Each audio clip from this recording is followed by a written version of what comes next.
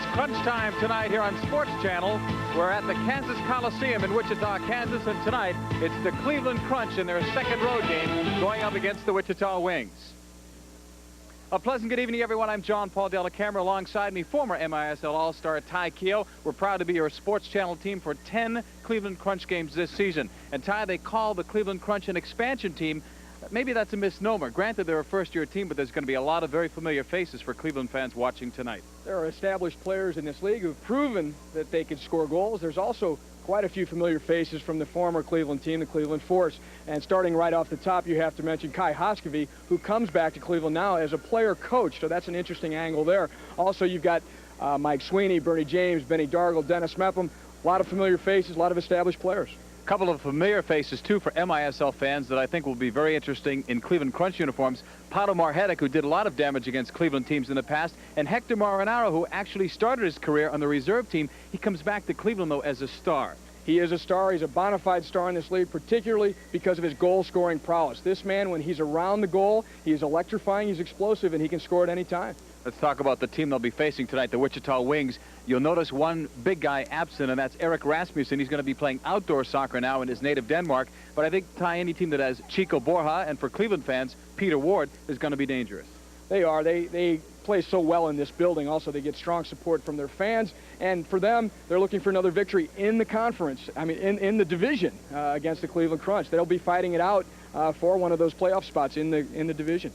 Well, Wichita has started the year 1-0. They beat Tacoma last weekend. The Crunch are looking for their first win. There'll be a change in goal, and Crunch fans will have a chance to look at the #2 goalkeeper. You may recall that earlier in the week, P.J. Johns was fined and suspended for 2 games for an incident with Billy Ronson in that game against Baltimore on Sunday. So tonight, look for Otto Orff to be the #1 goalkeeper, at least for tonight and tomorrow against Tacoma in the nets for Cleveland. It's Crunch time here on Sports Channel, and we'll be back to Wichita with all the action.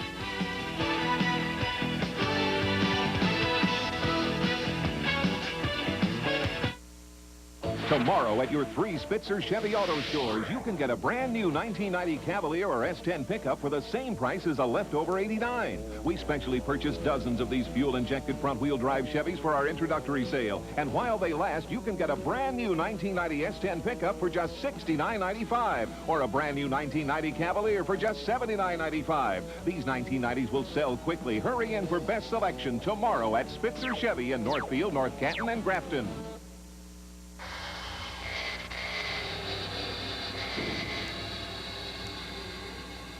People in the National Guard and Reserve make up over 40% of our nation's combat-ready forces. It's a job that requires them to face some very big challenges. So please, don't make their biggest challenge asking you for time off to do their training. Mr. Aldridge, you, got a minute? Be a hero. Give your employees the freedom to protect ours. The Cavs are hot, and they're on Sports Channel.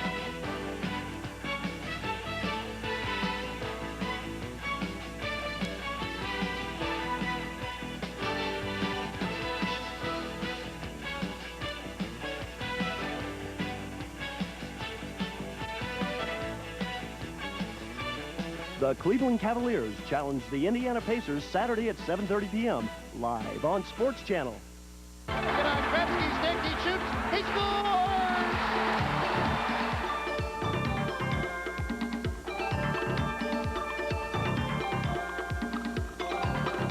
Keys could be in some trouble here. Oh, what a shot by Maynard, and down goes Keys.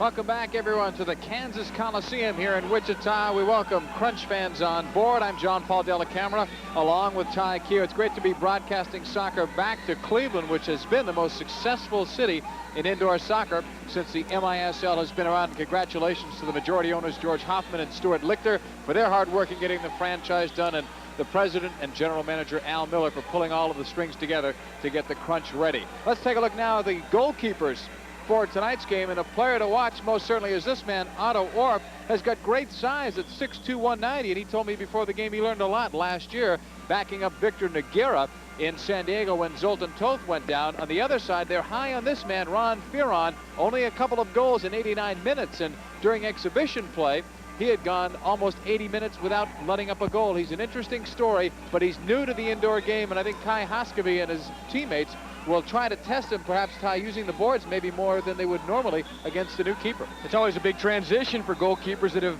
really played all their lives in outdoor soccer to then make the transition into indoor soccer. We are underway as Michael King bangs it off the boards. Wearing number 13 for Cleveland, Victor Moreland knocked it out of play. Casey Frankowitz and Essie Baharmist are your game officials. Your referees out on the floor. Alan Shepard is your third official. Kai Haskavy out there along with Bernie James. Familiar faces for the Cleveland Crunch team. Pato Marhetic is there as well. We'll set it up for you as Haskavy plays it out. James in the touch, broken up. Here's a counterattack. Tom Sohn's lead pass. Otto Orp was way out. He read it well. Moreland the other way. Orp has to backpedal. Irvine leading it for Victor Moreland. Marhetic is there as well. Rounding out the Crunch for you, one of the newcomers out there, Theo Kulsdom, is number 11, and that's him with the ball. A Dutch player coming back with Marhetic to the left, King to the right. Pato goes down, compliments of Chico Morera. It's interesting to see Marhetic immediately taking charge. Kulsdom coming down the field. Marhetic says, give me the ball. I'm the playmaker, and that's really the way this line is set up. Kai Haskavy, 339 career assists for Kai in 339 games. That's a great stat. 1 assist per game. His consistency is amazing. Coming back, Kulsdom knocks it back to Bernie James, number 7. Bernie, the alternate captain on this team. Mike Sweeney, the team captain. Players voted, and the votes were very close. Those two guys were very close in the balloting. King's header, and Fearon just saw that over the shoulder of Haskavy. 13:50 to go in the opening quarter of play, and it's scoreless. Some rule changes that Cleveland fans and the players actually will have to get used to. We'll talk about those as the game progresses, but one of them, players, except for the goalkeeper, can now pass the ball over 3 lines. It would not be an infraction. Here's Borja, plays it across, knocked away by Kulsdom.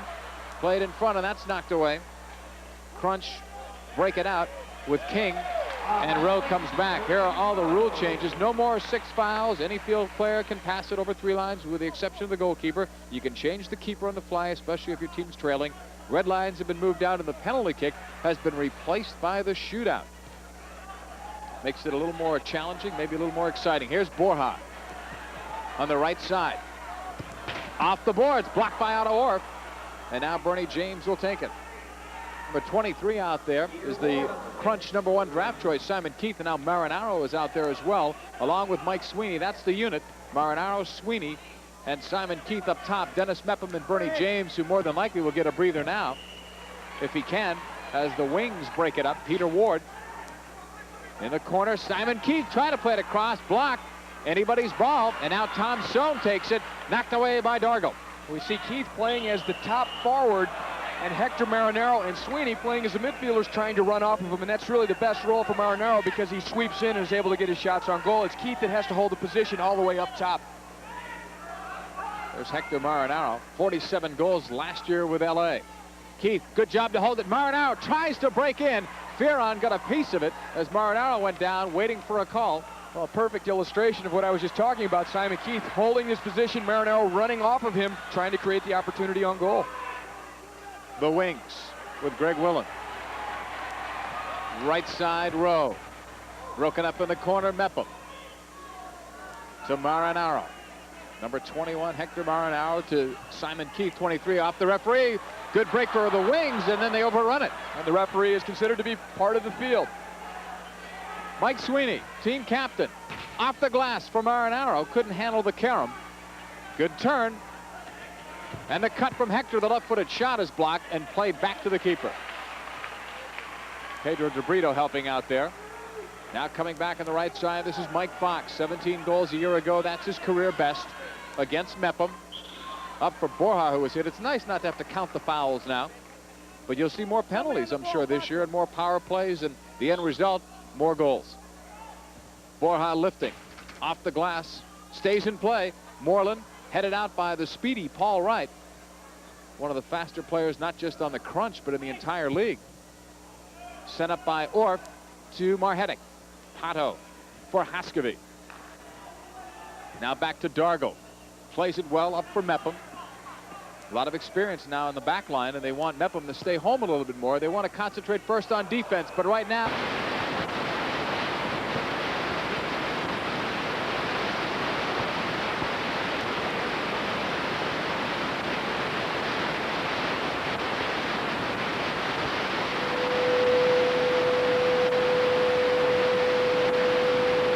Excellent playmaker, good vision, but he also can beat people, so that's a tremendous combination for someone playing out of the midfield because he has those types of options. A very exciting player to watch, number 10 for the Crunch. And explosive. He had 6 assists in one game when he played for Chicago.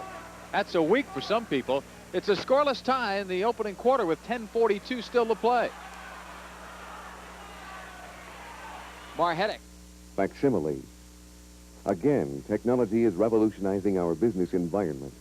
Today, information can be delivered within seconds at a cost you can finally afford. Canex, Cleveland's oldest Canon facsimile dealer, can put the power of facsimile to work for you with the plain paper fully featured laser-driven Faxel 920, the plain paper Fax 350, or the personal Fax 120. Have Canex put the power of Canon facsimile in your hands. Call Canex for your free demonstration. Back in the action, Marhetic off the boards to Kuzma, back for Pato, the shot off the post, and Fearon got a piece. Some nice creativity that time by the Crunch, but they come away empty. Good combinations, a little wall pass situation there set up by Marhetic and Kulsdom. Michael King starting it off with a good run as well. Kuzma played in both the first and second division for the Dutch. Moreland. Playing despite a broken nose. He'll have surgery on Monday after playing the next couple of games, and that's a very painful injury, as a lot of people can imagine. Outside Morera. Swings it right to Borja. Still scoreless, 9:33 to go, opening quarter. Borja on the cut, the left footer blocked by Kulsdom. Nice job. Well, one thing you can say about Borja, he's never afraid to shoot, and it pays for him because he's always been a big-time goal scorer in this league. Here's Borja again, a man to watch. Second last year in points and assists off a couple of deflections, and the Crunch come away. Sweeney's pass blocked. Borja lifting it back. Ward, the shot, a nice save. Orff had the angle cut. Strong positioning by Orff. He came to cut the angle. Quick shot off Fox, blocked by Bernie James, the career shot blocker in the MISL. Ward again, knocked away. Wichita keeps knocking at the door, and on the tip it goes out of play.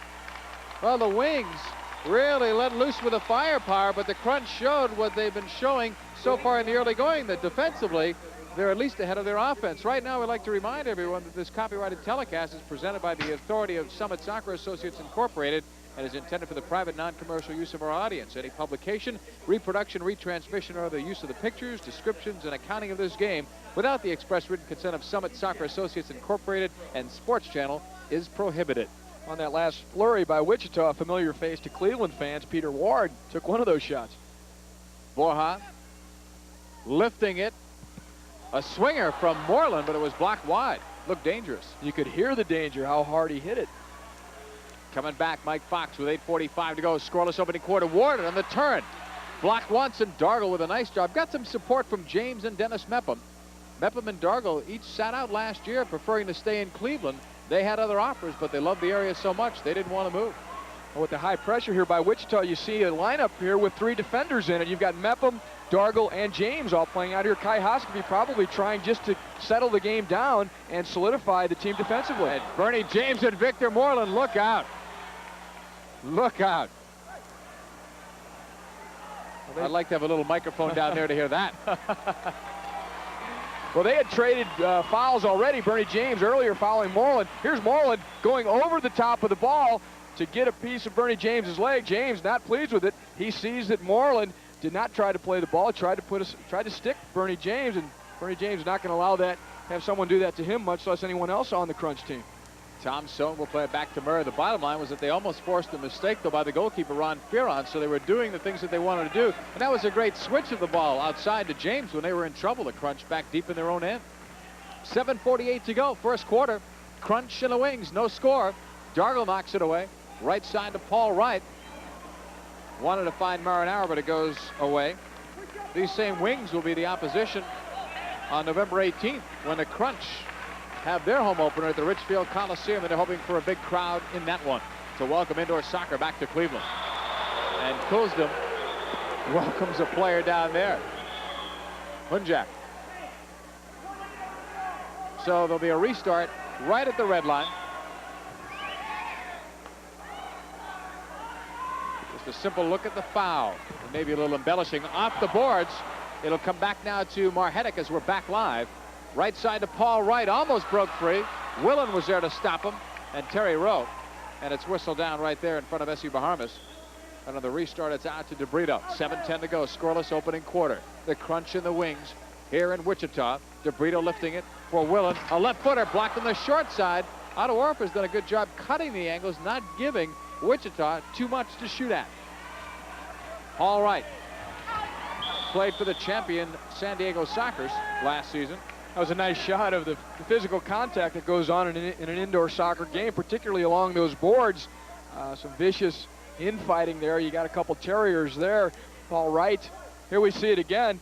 Wright trying to shield the ball and turn away. Rowe comes straight through, gets a piece of the ball, but then tangles his legs up with Wright.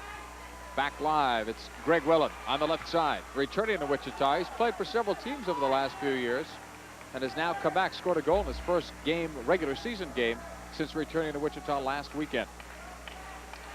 DeBrito with Borja. Borja will have to carry even more of the load this year with Rasmussen leaving this team. Upfield for Dale Irvine. In to take him on is Mepham, and they're going to call a foul, and Irvine wants to put it down quickly. And now they'll change that. Borja's pass blocked by Wright out to Morera, blocked by Otto Orff. Right side for Paul Wright. Bernie James in the battle there. Fox got it, and they're going to call it the other way.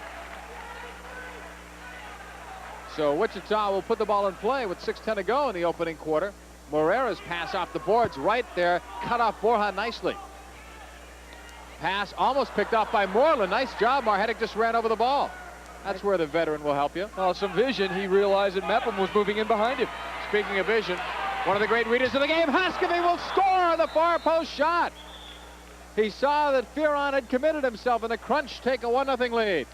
A well-designed move by Kai Hoskovy because he really had Michael King open at the far post, so he shoots hard and low so that it either can go in or King can follow it in and tip it in at the far side.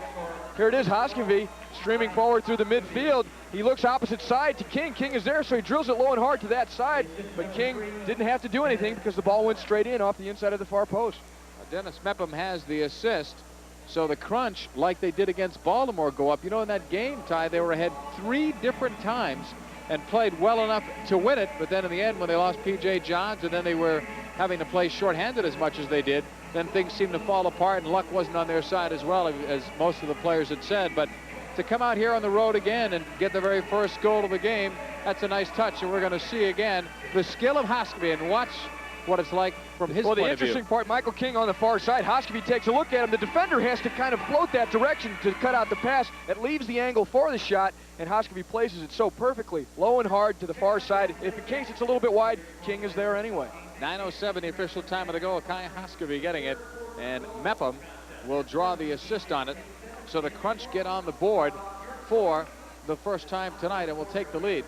They're going up against Ron Fearon, who has been very solid in goal for the Wichita Wings. But Hoskovy did a lot of studying today of the videotape, and he was looking at things and maybe seeing how quickly that Fearon goes down and the way he plays the angles, the way he plays the board. So, and I'll tell you what, when we had conversations, a couple times he seemed to go blank on me. He was thinking, he was watching that TV, he was stopping the tape, and he saw some things. Well, on this goal here, he did not hit that shot with a great deal of power, and part of what fooled the goalkeeper Fearon was that it was a quick release by Hoskovy, and also that Hoskovy had taken that look. He had the option of passing. Instead of passing, it's a quick shot, and it's by Fearon before he can react. They teach kids to love indoor soccer at an early age here in Wichita. 1-0, Cleveland Crunch are leading over the Wichita Wings, and you start thinking back to Otto Orff making a couple of nice plays earlier, coming out, reading the play, not necessarily a great save, but coming out so that nothing happened the other way. And a couple of blocked shots by the Crunch defense. Bernie James in particular, he took a strong shot off the foot of a Wichita Wing. And really one of the bright spots for the team has been defense and penalty killing. So now that they have the 1-0 lead, and Wichita playing without Eric Rasmussen, that really takes a huge dimension away from their attack. They can't expect that magic man to take the ball and do it all.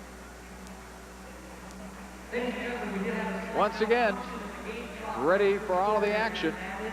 Tom Sohn and Peter Ward over the ball.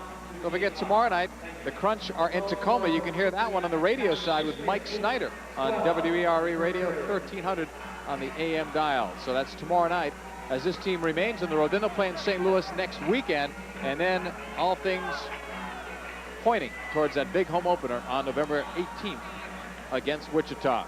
Here's Peter Ward knocking it back now to DeBrito. Right side to Tom Sohn. James in there. King in there as well. DeBrito. Knocked away. Michael King has some speed, but DeBrito did a nice job to detain him. Terry Rowe to Sohn. Headed back to DeBrito. Former Dallas sidekick now to Willen. 6:10 to go, first quarter. And the Crunch lead 1-0 on a Hoscovy goal. His first goal of the year from Dennis Mepham at 9:07. Well, we've got a matchup that we're going to see more of. Bernie James trying to slow up Chico Borja, and that'll be quite a tussle. Stealing the other way. Keith coming back. Left-footed shot is blocked.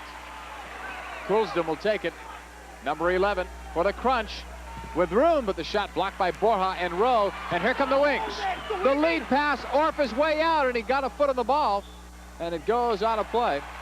Otto Orff coming out on the nice challenge. Twice now, he's come well out of his goal in order to stop an attack by the Wichita Wings. If he waits in goal, he's really waiting for the inevitable. Perhaps Peter Ward can walk in and pick his corner. Instead, he's able to get out there and stop the danger early. You know, before I saw the referee looking at his watch, they've changed the time of the goal, so apparently something malfunctioned with the scoreboard clock. They've given us 9:12 or 8:12, it looks like here. We'll verify that, but that's why S.E. Bahamas was looking at his watch and then at the clock. So something must have malfunctioned there. But they can't take away the goal. Borja will be ready to go with Morera. Borja's shot is deflected by the wall. Sent back the other way. Headed down by Willen. Ward to Borja. The shot went wide. Orff was beaten. Nice dive that time. He may have gotten a fingertip on it. I don't think Orff even saw Borja's shot. No. Borja just took a little shoulder there from Michael King. Talk about the cold shoulder treatment. Here comes Moreland on the right side. A 1-0 lead now for the Crunch. Morera to Borja. Nice idea off the boards, but it doesn't work. And back come the Crunch. 3-on-3 as Borja hustles back to Marinaro. Hector Marinaro looking for his first goal of the year. Borja got a piece, not enough. Knocked out to Hoscovy, and King in the collision with Ward that time is called for the foul. Under 5 minutes to play in the first quarter, 4:57 to go. Kai Hoscovy said they wanted to concentrate more on defense, especially playing on the road, Ty. You want to open things up more at home, but on the road, they don't feel they have to be as entertaining, and they can work out a lot of the bugs. Well, on the road also, with the home crowd, with the home team, you don't want them to gain much enthusiasm early in the game. It could turn into a blowout, so you really like to keep a lid on things. Dale Irvine knocking it back. Marhetic had to dodge the referee, S.E. Bahamas, and now Mike Fox is there. Fox lifting it long. Here's Orff looking for it. Hoscovy sends it out. Bouncing for Marhetic or DeBrito, and Pato almost got there off of the goalkeeper, Ron Fearon, but that's what the pressure can do. That's what they're trying to do, is commit Fearon and make him guilty of a turnover, and we'll see if that happens. It's a 1-0 lead for the Cleveland Crunch with 4:15 to go in the opening quarter. You're watching Cleveland Crunch Soccer here on Sports Channel.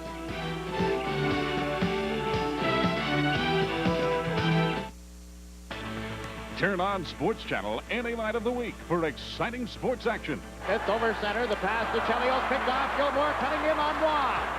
He scores! Witness excitement on ice with more than 50 NHL regular season games, plus unprecedented coverage of the Stanley Cup playoffs.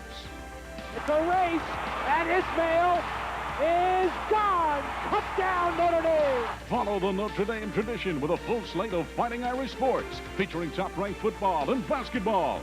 Climb into the ring every week with the Sports Channel Pro Boxing Tour. It's a knockout.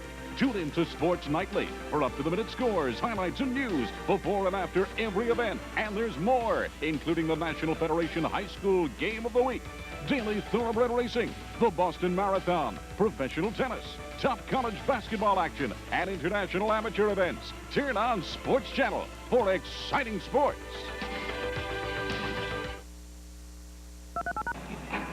Welcome back, everyone, to the Kansas Coliseum. John Paul Della Camera with Ty Kia. We're glad we could be a part of this first Cleveland Crunch telecast here on Sports Channel. 9 other games to come your way during the regular season. Right now, the Crunch looking good with a 1-0 lead. 3:58 to go in the opening quarter. This is Ron Fearon, the Wings keeper. You know, despite being an expansion team, the Crunch have been picked by the coaches in the league in a poll to finish ahead of the Wichita Wings. So the Wichita Wings feel they have something to prove tonight. DeBrito coming back over the line in a battle. He wanted a foul call there. Now Sweeney bumped from behind by Rowe. You know, in this field, this is much bigger than the field in Baltimore, but in most of the MISL fields now, the distances will be the same. 50 feet pretty much everywhere you go, from red line into the goal and each part of the neutral zone. Before, it used to be 70 feet, at least on a 200-foot rink. It used to be 70 feet in from the red line, and then you'd have 30 feet in each side of the neutral zone. So now it's equal. So when you get over that line, you're in scoring position. Morera broken up by Simon Keith, the #1 draft choice from the University of Nevada, Las Vegas, up for Marhetic. Pato in a jam there. Rowe beating him along the boards. And a little holding call there on Marhetic. 3:13 to go. There's Terry Rowe, 6th year with the Wings, and yet when you look at Terry Rowe, you may be surprised that he's only 25 years old. So he came here at 19 to play for the Wings. Dale Irvine knocked away by Dargo. Cut off. Here's a quick shot, broken up. They'll try it again, and that's blocked by Meppo. Was looking for Wright. And they're warning Terry Rowe. Well, this ball comes back. This defensive line for the Crunch, Dennis Meppo and Benny Dargle, neither one of them played in the league last year, so we talked to them before the game, wanting to know really how they feel after being out for a year, and it really seems that they're coming right back into the flow of things. It's just some of the little things that they feel that only game experience can bring that are going to get them right back into it. Irvine to Tom Sohn, knocked back to Mike Fox. Across to Victor Moreland. Long ball, Bernie James is there. To midfield, 2 players into the airport. Moreland will come away. Up for Andy Chapman, his first shift, and he almost made it count. Borja. Pressured from Coulsdom. Slides it across. Shot blocked. Excellent run by Mike Fox into the slot there. Borja was patient enough to wait and find him. Good move out the boards to Morera. Borja knocked away by Coulsdom to Paul Wright. Wright 1 against 2, poked it by Morera, and Casey Frankowitz, I believe, thinks that he took a dive. He called it a dive. There wasn't really anywhere else that Wright could have gone, though. He pushed the ball past Morera and then couldn't get around him. Simon Keith wins that one in the air. Less than 2 minutes to go, first quarter. Crunch with a 1-0 lead, and it hit someone on the Wings bench. It is out of play. And both teams will take this opportunity to change up now. While Kai Hoskevy plays out there, Stewart jump controls things to the bench. I asked Kai what he did basically in terms of coaching as we look at Terry Nickel, the coach of the Wings. Kai said basically he tries to prepare the team as best he can so that he doesn't have to do as much during the game. He can concentrate as a player. He'll still have some coaching duties there, but he feels that he'll prepare the team as best he can for every possible situation, so that frees him to do a little bit more out there as a player. It's a tough thing to split. And he feels confident handing it over to Stewart jump or those type of duties. Stewart, an experienced MISL player, has been around the league, and he can handle the substitutions working the bench. And he uses Joe Raduca as well at home games, another Crunch assistant coach. Here's King, knocking it up to Marinaro, trying to flick it. He thought Hoskevy was there. Off the boards, Marinaro got it, but you could hear the bang in the corner. And Michael King called for the foul on Tom Sohn. 1:39 to go. There's Michael King. Did well last year with the Dallas team. With the sidekicks, he had 20 goals. Crunch got him back in the expansion draft. Hoskevy, the player coach, finds a man open right side. It's King. Nice cut. Left footer is blocked by Terry Rowe. The goalkeeper was down early again, Ron Fearon. Now it's Borja. It's good to watch Kai Hoskevy, how well he uses his body and shielding the ball. He was in the corner there with Terry Rowe on him, and he doesn't let the defender get anywhere near the ball. He puts that body in between. Look at this pass. He almost threaded the needle to King. But a lot of players don't even see that coming. Fearon did for Wichita. Moreland knocking it back to DeBrito. We have less than a minute to go in the first quarter. Crunch with a 1-0 lead. Michael Fox blocked by Dennis Mepham. Marhetic looking to fly past DeBrito. Can't do it. Here's Mepham leading for Pato, but it was cut off by DeBrito. Not enough on that ball, and Moreland comes back with 45 seconds in the quarter. Left side Irvine. Holding and then rolling over to Moreland. And Otto Wharf has that smothered. Rolls left to Dennis Mepham. Mepham, who played collegiately with Bowling Green State University. Time to score one before the end of the quarter, and he gave it up on the right side to Rowe. He thought it was Sweeney breaking, apparently, on the right side. Irvine. Dangerous as that one was deflected, but Otto Orff is right there with 18 seconds left in the opening quarter. Orff had 5 seconds to clear the ball. Tom Sohn heads it almost, and now it is on the wings bench. And now Kuzdum and Sohn get a little too close for comfort. Kuzdum was here, you know, teaching camps for someone and heard about a tryout, talk about finding a player, and here he is on their roster. He's adapting well to the indoor game, just what we've seen tonight. He plays in the back, but he's able to come forward and contribute to the attack. We mentioned Kuzdum, wearing number 11, 5'11", 170 pounds, 22 years old. Marhetic on the restart, only 9 seconds left in the first quarter. But Kai Haskavy has to be pretty pleased with what he's seen thus far from his Cleveland Crunch team, which averages 26 years in age. 9 former members of the Cleveland Force, so they're going to be a popular team in Cleveland. And then some of the newer players coming back. That's Stuart Jump handling things at the bench, former player in the MISL. Marhetic ready for the restart as the whistle sounds. Pato plays it up for Haskavy and then made a run. Haskavy beats his man on the boards. Off the board, Spear on the save. And it's cleared out. Crunch almost scored one there at the end. And now the buzzer sounds, ending the first quarter of play. But a nice effort for the Cleveland Crunch. A goal by Kai Haskavy at 8:12 of the opening quarter. The assist going to Dennis Mepham at the end of one. The Cleveland Crunch 1, the Wichita Wings nothing. Okay, Del, what do you want to do in the Spitzer Ford commercial? Well, I thought we'd talk about the introductory savings we're offering on all our 1994s. Then we go over to this Tempo GL and list out the equipment. You know, like it has automatic transmission, air conditioning, power door locks, AM/FM stereo, rear defogger, tilt wheel, dual electric mirrors. Then maybe you could zoom in on the sale price. It's over $2,300 off list. That's great, Del. Then I'll go to the logo and you give the addresses. Sounds good to me. Okay, stand by. There are people out there who need help, but don't have anyone with the right skills and knowledge to turn to for help with their taxes. You or your organization can be there for someone who needs help. Volunteer your time, and the IRS will volunteer the training to help make someone's taxes less taxing.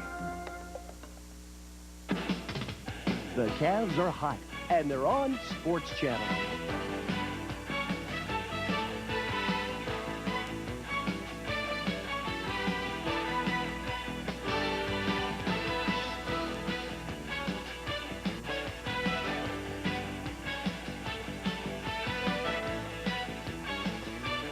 The Cleveland Cavaliers challenge the Indiana Pacers Saturday at 7:30 p.m. live on Sports Channel.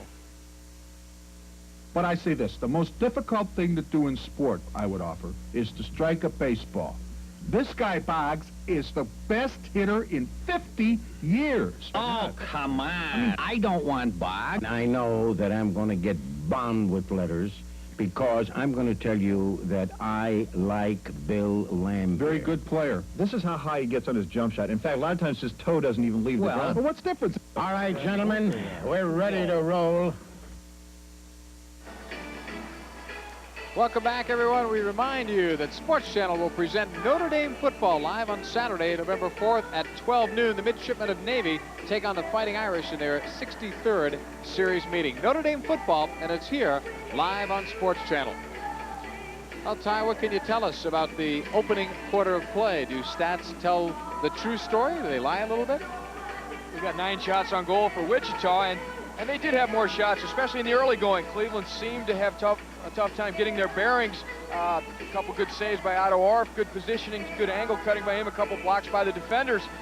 Then the crunch started to come on, and they had their chances as well. You see the saves, 3-2, they're pretty close. The block shots, the crunch way ahead in that category, 6-3. So really a quarter that started to turn toward the crunch as it went along.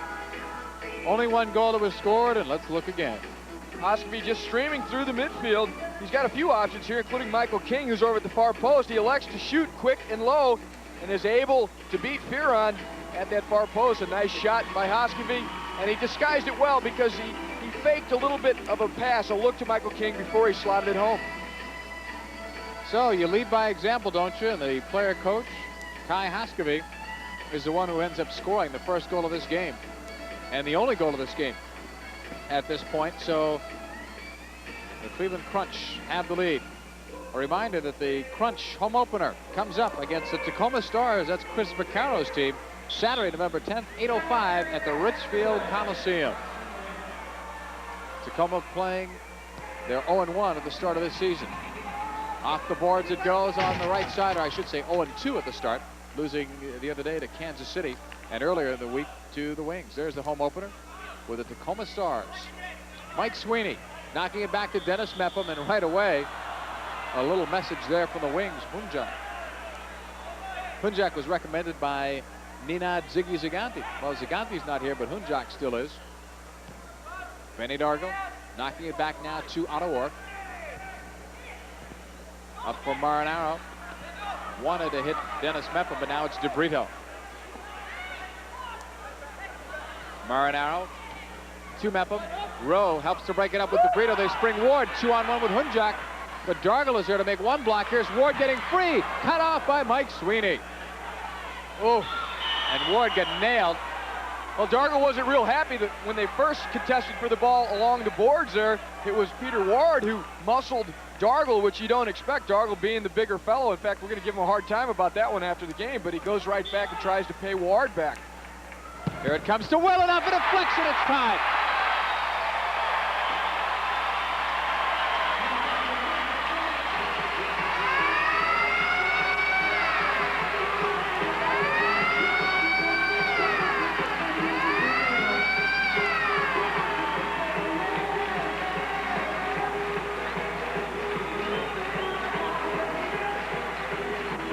It's all tied up at 1, and we'll have to wait and see that to know who got it. Willen took the shot, but it looked like it was tipped somewhere. Well, that one certainly ignited the crowd, though, which is why you try and play a very defensive game on the road. And what it came from, a very intelligent, quick restart by Chico Borja. He finds Willen streaming in, and a big left-footed shot is hammered low. It actually goes off, it looks like Benny Dargle's foot, just enough to fool Otto Orff as he was sprawling to try and cover the initial shot. Should be Willen's goal, his second of the year from Chico Borja. The killer, though, Ty, is that it comes 50 seconds into the start of the quarter as the next player. You know, those are the kinds that could be backbreakers. Well, it'll start to set the pace of the second quarter. And it's Borja again, the good vision and the quick pass out to Willen, who sets it up. Keith playing it off the boards. Tough luck for Otto Orff. Goalkeepers have a hard time stopping those. They change direction off a deflection. You're set one way, and it goes the other. Off the boards now to Moreland. In a 1-1 tie. Off a block from Simon Keith, but Orff gets up there, using that size to good advantage at 6'2". Right side, now to Marinaro. Now to Wright. All right. Over the line, off the boards. Almost got his own pass. Now it's Moreland. Moreland and Wright played against each other this summer in the ASL WSL Championship game, won by Fort Lauderdale. Here's Irvine. Try to go coast to coast off a block. It's loose, and Otto Orff will just pounce on it. Tommy Sohn from the Chicago area, number 10 for Wichita, not coming very far from putting that one in. Bernie James coming back. Looks a little bit lighter, maybe 10 pounds or so than the last time I had seen Bernie play indoors. Played last year with Tacoma. Very popular player in Cleveland. They wanted to get his signature on a contract in a hurry when they announced that soccer was coming back to Cleveland. Left side, Ward against Mepham. Rowe with speed, beats a couple players to it. Terry Rowe has always been a popular player here. Well, he's played a very spirited game tonight. He's the one that's battling and shaking balls loose for the Wichita Wings. Mike Fox from Borja. 12:26 to go, second quarter, even at 1. Willen's goal from Borja at 50 seconds. Earlier it was Hoskeby in the opening quarter. Knocked away by Fox, now to Borja as James tried to run away from the pack. Get something going offensively. Borja on the left foot, teased it up, stopped in front. Orff couldn't get a hold of it. It was a blistering drive. Now it's Fox. Borja's got a great philosophy. When in doubt, shoot. And he can shoot. Coming back, a little holding. We're going to call that one on Ward. And now it's going to be Hoskeby on the restart. Tells his players how far up to go. Remember, he could knock it if he wants over 3 lines, and there's no whistle. That's one of the rule changes. The goalkeeper, though, cannot. Coming back is Hoskeby. A lot of room for Kai. A right footer. Stop. Rebound is loose. Almost knocked there by Kulsdom. Just a toe poke by Hoskeby. No wind up at all. He gets his toe on it, tries to drive it low through a crowd. Look out. I'll tell you, that would have been a 4-on-1, but S.C. Bahamas brought it back. It may have been a late call, but I think he saw what was happening there. And if you allow that to happen after a foul, let a 4-on-1 break go. Oh, you're going to hear it from the Cleveland bench. Well, and when they say round up the usual suspects, you've got to round up Victor Moreland. He got caught on that one. Marhetic, and it's blocked by Moreland. Out of play it goes. There'll be another restart here for Cleveland. Crunch would love to see out at their home opener. They're offering a commemorative T-shirt for the home opener on Friday night, November 10th, against the Tacoma Stars. The T-shirt available only at the Crunch's opening night extravaganza. We hope to see you out there for that one. Help return indoor soccer back to Cleveland, where it has enjoyed tremendous popularity over the years. Knocked to the right side, now to Dargle. And not just Cleveland, but all of Northern Ohio, really. Cools them off the boards. And there was the goalkeeper, Fearon, again. Fearon, he's not looking terribly strong along those boards, not reading that carom very well. Marhetic. Crunch have to take advantage of that. Up to Keith. Now right side, Kulsdom. A little bit of room. Moreland doesn't shut him down. Left-footed shot is blocked. Simon Keith off the boards again. And King was in there, but DeBrito did a nice job. If DeBrito's not there, it's a clear shot. A goal kick coming up here for Fearon. We have 11:05 to go in the second quarter, and it's tied at 1. Facsimile. Again, technology is revolutionizing our business environment. Today, information can be delivered within seconds at a cost you can finally afford. Canex, Cleveland's oldest Canon facsimile dealer, can put the power of facsimile to work for you with the plain paper, fully featured laser-driven Faxel 920, the plain paper Fax 350, with the personal Fax 120. Have Canex put the power of Canon facsimile in your hands. Call Canex for your free demonstration. Welcome back, everyone, to Cleveland Crunch Soccer here on Sports Channel. John Paul Della Camera, along with former MISL All-Star Ty Keogh. It's a 1-1 tie. The Crunch did score first. Wings with the ball in their familiar orange and blue, and that's the way the fans get dressed up here in Wichita. Mike Fox with it. Long ball the other way, and it'll go to Otto Orff on the bounce.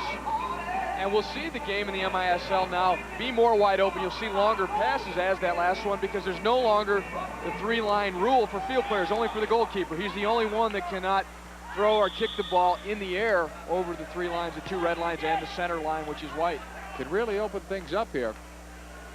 It makes it that much more important, I think, to have a target-type player, that you can play him even deeper and play long balls into him to take the pressure off your defense, and also for him to hold the ball until support comes. So right now the Cleveland Force still looking for that second target player. Kai Hoskeby does a bit of it. They're looking to see Simon Keith play some of that, and then have the other forwards and midfielders run off of that target player. Kai said he's trying to get the offense together, get him into a flow, get him into a system. Right now they're learning really to play with each other, and they're still experimenting there. So it may take him a few games, and that's why he agreed today it's better to open on the road. Now, you don't want to play 6 or 7 on the road, but the first 3 on the road, not bad.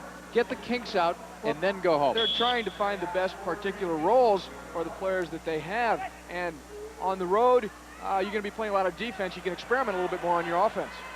Coming back row. They hope to open things up when they return to Cleveland for that home opener on the 10th against Tacoma. Borja on the cut against Dargle, and Benny with a good recovery. He was beat initially. Here's Borja again. A quick flick, and Otto Orff made the save off Peter Ward off the carom. Nice work by Borja with the fake shot and then sliding the ball to the post. The crunch lucky to get off the hook there. Yeah, you can really see the skills of a Borja. How many people would have rushed that shot? He makes the cut and almost made it look easy for Peter Ward. Composure and pressure, composure and really presence of mind. Here's Borja. He has the crunch at his mercy. He fakes the shot and is able to walk around Mepham. He pushes the ball to Ward, who has a bad angle, but nearly has an empty net. But Orff does a good job of recovering and covering that side. Back on the live action now, it's Bernie James in the 1-1 tie for Coulsdon. One on the near boards. Tom Sohn, who's been working out with the U.S. national team. Traveled with him recently to Guatemala, in fact. Here's DeBrito. And Coulsdon, again, a nice job. Cool under fire there as he just kicks the ball away. A lot of fouls here. Again, we're glad we don't have to count them. The 6-foul rule has been out. That was controversial right from the start. Here's Charlie Green, his first shift of the night, returning in a Cleveland uniform. Played last year in the AISA as a player assistant coach with Hershey. In for Coulsdon, the header toward Green, almost, but not quite. Not a bad idea, because Coulsdon not really in a position to score himself. Instead, tries to knock the ball across with his head over to Charlie Green's head. Quite a bit of speed out of this unit with Marinaro, Green, and Paul Wright. Here's Willen teeing it up. Far post just missed. Borja slid in, but that doesn't count as a goal. He's got to have the ball. Another big left footer from Willen, though. Knocked away. They don't expect goals from Willen, but he's got 2 already this year. That's a bonus. Here's Wright. Look at the speed. Paul Wright. He has a man open. Paolo Marhetic was there at the far post, but he never saw him. Marhetic has just come on for Marinaro on the change. In for Green. Willen. A little bit of holding, I thought, going on. Willen's a hard player. He proved it there, just out battling Green there for that loose ball. 8:27 to go in the second quarter. Tied at 1. Coming up at halftime, Ty Keogh and some pre-recorded conversations with Kai Hoskevy and Mike Sweeney. So we hope you'll stick around and get to know the Crunch players a little bit better at the half. Here's Green. Took it away from Rowe. Back to Green from Marhetic. Marhetic right across, knocked away by Fox. They had Wright at the doorstep of the far post. Well, not cleared away. Not much wrong with that. Combining well, quick pass work to get into the corner there, and then trying to work the ball all the way across. It just failed to click at the end. It starts with Marhetic along the boards. He slots the ball inside to Green. Green straight back to Marhetic, moving those defenders around. Marhetic trying to find Wright at the far post, but Michael Fox, good coverage on defense, able to get in front. Here's a look at Fox, and apparently he will get a well-deserved breather. For the Crunch, setting it up for you, Mepham and James are at the back. King is up front, along with Hoskevy and Marhetic in a 1-1 tie. Dennis Mepham, right-footed pass, more than a shot, but DeBrito got that one. Lifting long for Rowe, or backpedaling. Terry Rowe picked up by Marhetic. Off the boards, and Hoskevy is there. Rowe helping out. Hoskevy battling and fouled him. More of a strategic foul. He knew he had to pretty much take him down. Didn't want to get a penalty, but wanted to impede his progress because it looked like Kai might have been caught flat-footed on that turn. That's called a tactical foul. And this guy needs to be a master of tactics now, as he is the man in charge of this team. Here's DeBrito, and he puts it way upstairs. So the goalkeeper will put it in play, but there's an official's timeout on the floor. Hoskevy talking to S.E. Bahamas now. 7:46 to go in the second quarter. Cleveland and Wichita are tied at 1. Watching Cleveland Crunch Soccer here on Sports Channel.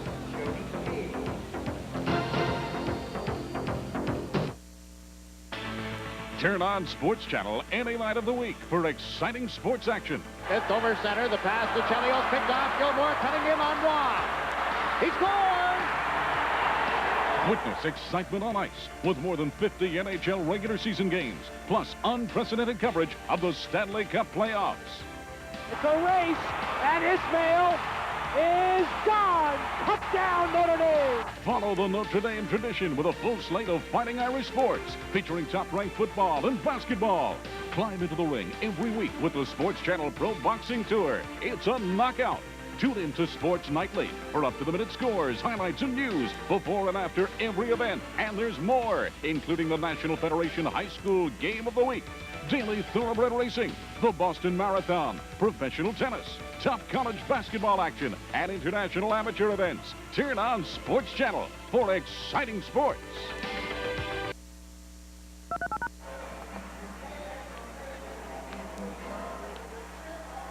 Welcome back, everyone, to Wichita. It's a 1-1 game with 7:46 to go here in the second quarter play. A reminder, you can follow the Crunch here on Sports Channel.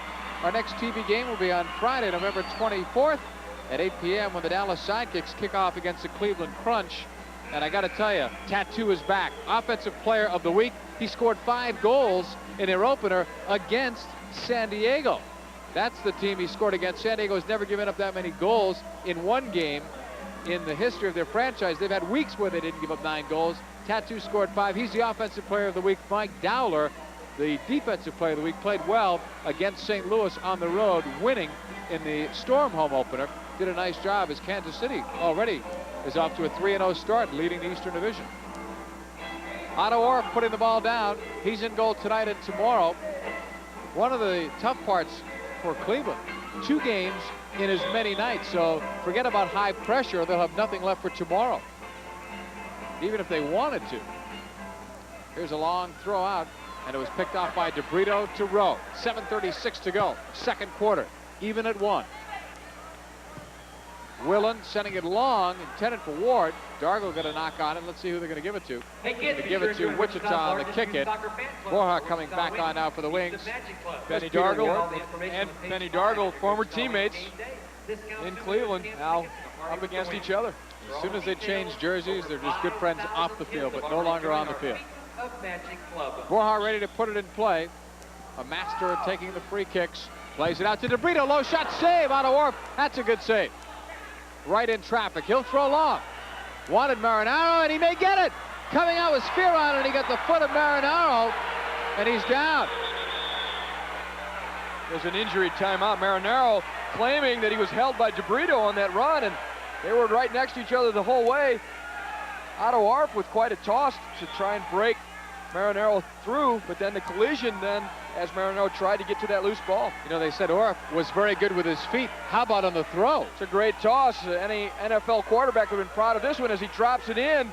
DeBrito there holding. You see him tugging on the shirt of Marinaro just enough to make Marinaro get off balance and not be able to get to that loose ball. And then you have the incidental collision ensuing from that. Spearon down. He took a strong hit from Marinaro, but Marinaro's off balance because his shirt has been pulled on. The tug is what did it. Yeah. Actually, otherwise he would have walked in and probably would have gotten at least a good scoring chance. He would have at least gotten to the ball first. Instead, Spearon gets to the ball first, and then all Marinaro can do, because of his forward momentum, is pile into him. I'm going to see it from a little bit different angle. You see the tussle going on between Marinaro and DeBrito. DeBrito sees that he's beaten, that the ball is loose. He just tugs on the shirt just enough. You can see his hand let go at the last second. The referee maybe doesn't have an angle on that type of thing. Very well disguised by DeBrito how he tugged on the shirt just enough to throw Marinaro off. While Spearon is down, we want to remind everyone that season tickets are still available for the 89-90 Crunch season. You can call this week and you receive a discount on the purchase of choice season tickets. That number to call is 349-2090 if you're calling from Cleveland, or 535-KICK. That's 5425 if you're calling from Akron. We're going to take a look at what took place before that long throw. How about Otto Orff stopping this shot? Chico Borja again on the direct kick from the corner. It's DeBrito this time hitting the ball low and getting down well as Orff to smother it, and also smothering the rebound. And that's tough to do with the traffic, as I mentioned. The shot, if you can see the shot, that's fine, but when bodies are set up like that, that's pretty tough to do. Takes a lot of guts to be a goalkeeper in this league. You see him throwing his body down as the Wings players racing through, taking stabs at the ball. Takes a lot of guts to wear a shirt like that, I think. That's what I thought you were going to say. Spearon is apparently okay. They call him Fearless Spearon already here in Wichita. And the season's this is only their second game. He's coming out, and Haskavy putting a little pressure on. They find their way through. Right side to Irvine. Dale Irvine knocking it back to Borja. Lifting it. How close was that to 3 lines? Well, it was 3 lines. It makes me think, and I'm not clear on this myself, that if the keeper does it with his feet, it's okay. Either that or the officials missed the call, because that definitely went in the air over 3 lines. It could be that it's more specific, that it has to be a throw. We're going to have to check on that one for sure, because that was definitely 3 lines in the air, and either the officials missed it or it's allowable as long as the keeper kicks it. I'm in agreement with you. I was under the impression they just can't put it over there. We'll check on it. I've never seen it specifically stated that it's only for a throw, so I think really that it was a situation that maybe it was a call that was missed. Kuzdum Sending it long off the restart for Paul Wright. Look at Charlie Green's speed, and he almost beat Fearon to the ball. Green has always had the good speed. Right side, Chapman off the boards. Headed away by Coulsdon, almost gave it back to Chapman. Look at Morera. Wright hanging in, hanging tough. Gives it up to Coulsdon, 6:32 to go. Second quarter tied at 1. Good play upfield. Marhetic shot, score! He beats Fearon, 2-1 Crunch. Marhetic, he's about as happy as you could be, streaming in from the right side, but it's really Coulsdon, number 11, who started the whole thing. He was under a bit of pressure on the far side and spotted Marhetic all the way to the opposite side. An excellent pass, covering a great deal of distance. We'll see it here. Here's Coulsdon. He's gotten the ball. He's under pressure, but he spots Marhetic. And look at this pass all the way to the opposite side. A strong run by Marhetic. He's able to get it under control and just clip the ball down low to get it underneath Fearon. And Marhetic, he's celebrating. He nearly falls down, but that doesn't matter. He's put the Crunch ahead. Not a hard shot particularly, but the first shot that Fearon faced after the injury. Right side to Chapman. Now it's Fox. Crunch lead it again. Against Baltimore, 3 different times they took the lead. Morera to Chapman. Knocked away by Green. Paolo Marhetic getting his first goal of the year. Coulsdon the assist at 8:33. Coulsdon with a great job seeing him and then delivering, and then Paolo did the rest. He's tough to play against one-on-one. Bernie James getting it free on the left wing. 5:40 to go. Second quarter of play. Long pass right side to King. That's blocked. You know, last week, for as many times as Cleveland took the lead, they never got up by a couple of goals. They'd like to do that here. Willen. Couple of dekes. Blocked by Marhetic and King. Well, this plays well into Kai Hoskevy's game plan. He wants to defend more and not spend so much energy attacking because they have that game tomorrow in Tacoma. So here they can lay back, let Wichita attack and look for counterattacks and really conserve their energy. Irvine back now to Victor Moreland.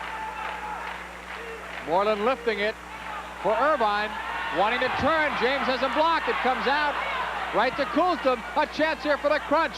Green, if he can get to it. Marhetic's free off the boards. Fearon got it, and he got clipped a bit by Marhetic. Sent in by Coulsdon. Not a bad idea by Coulsdon, because he figures that Fearon must still be out. He's trying to play it back in early before he can recover his position. And he did just turn in time, with not a whole lot of room to spare. Alert play. Alert play by Coulsdon. Tell you what, Green made a great play off those boards. If that ball had a little less pace on it, Marhetic is going to walk in. Good team speed exhibited. Marhetic, Charlie Green, Paul Wright.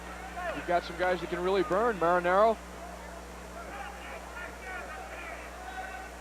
And that's where they might have an edge on Wichita. The speed at the back from Wichita comes with Rowe and Morera. When Moreland and Willen are there, it's more physical but not as much speed, so they could be vulnerable to speed on those wings. Hoskovy started it all off tonight with his goal. Goes long, and that's too long. Trying to go off the glass and then find Marinaro. So with 4:12 to go now in the second quarter, the Crunch still leading it by the score of 2-1. You know, earlier I had mentioned that the Crunch home opener was going to be against Wichita. That's going to be their second game on the 18th. So these same Wichita Wings come into the Richfield Coliseum on the 18th, but everyone's really gearing up for that home opener against the Tacoma Stars, and that is going to be on November the 10th. We hope you'll come out there, show your support for the Crunch. Don't forget to give their office a call. Call the Crunch Sales Department at 349-2090 from Cleveland or 535-KICK and find out about ticket information. Group tickets are available as well for all Crunch home games. Solid tackle by Benny Dargle. That restart was very quick. Beat 3 players. Right side to Rowe. Off the boards. Morera missed. Here's Borja. Deflected by Sweeney, and Otto Orff springs into action. To Mepham. A chance here. 3-on-2. Sweeney to Marinaro. Nice cutback, but Fox with a nice defensive play. Dargo with it with 3:35 to go in the second. And the Crunch up by 1 at 2-1. Well, many of the Crunch players will be very happy to go back to the friendly confines of the Richfield Coliseum. A lot of happy memories there. Peter Ward takes it. Blocked by Otto Orff on the short side. Just a reflex save. Otto Orff will give it up now to Hoskovy. You know, watching Sweeney out there in Marinaro reminds me of that great line they had a couple of years ago in Minnesota, and David Byrne rounded out the threesome. That might have been that year the very best line in the MISL. 2 years ago, and Sweeney was named the MVP of that Minnesota team. So he's a player who, since he was with Cleveland several years ago, has really come into his own in this league. Victor Moreland dumping, and that's the only way to put it. Paul Wright along the near boards. There's Victor. You talk about your tough players. Forget how physically strong he is, but to play this game with a broken nose, I mean, it's tough breathing if you get hit and you're going to get banged, and he still plays it physical. He's not shying away from contact. He practices like that. He only knows one way to play. Wright taken down by Andy Chapman. Chapman missed the second half of last year, but is back this year ready to make a go. Mike Stankovic also out for the Wings. He's injured. He won't be back till January. He had knee surgery recently. Off Marinaro, and now Moreland with a clear to Chapman. Right side pass to DeBrito. 2:43 to go in the second quarter. Crunch lead at 2-1. Dale Irvine picked up by Hoskovy. Irvine left footer blocked by Coulsdon. He'll feel that. Still is. Holding onto the side of his rib cage. Willen out now on the left to Irvine. Irvine on the right, knocking it out. Morera, their MVP of a year ago, wanted it off the boards. Chapman looking for it. Dangerous play it's got to be.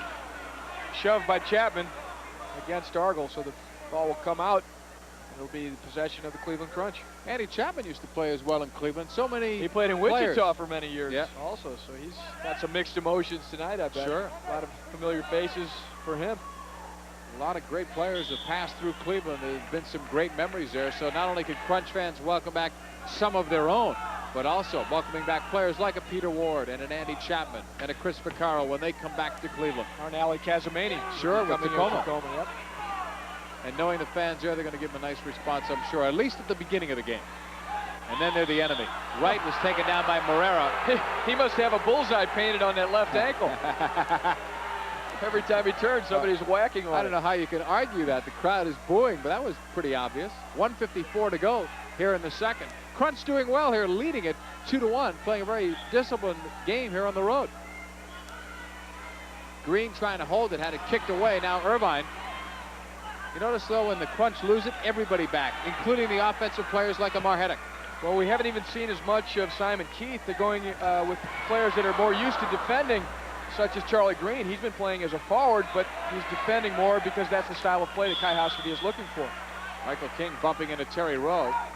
Restart here for the Wings. Fox, right side to Irvine. Deflected away, now Amar Hedek. Coulsdon knocked away. Look out for Chapman. He pulled the keeper out. Blocked. Bernie James with a solid defensive play. That enabled Orff to come back in a goal. Bernie James stayed right with it as Chapman threw a couple good fakes. He faked the shot, tried to get James to go down, but James was able to stay with him and still get the block on. When Orff was out, had James not been there, it may be in the upper corner. Chapman played it up, and Green held on to Irvine, but he got called for it. He got bumped first. Really just trying to stay into play by holding on. That's why he's arguing. He doesn't like the bump that he took. And then to keep Irvine from spinning away, he had to hold him.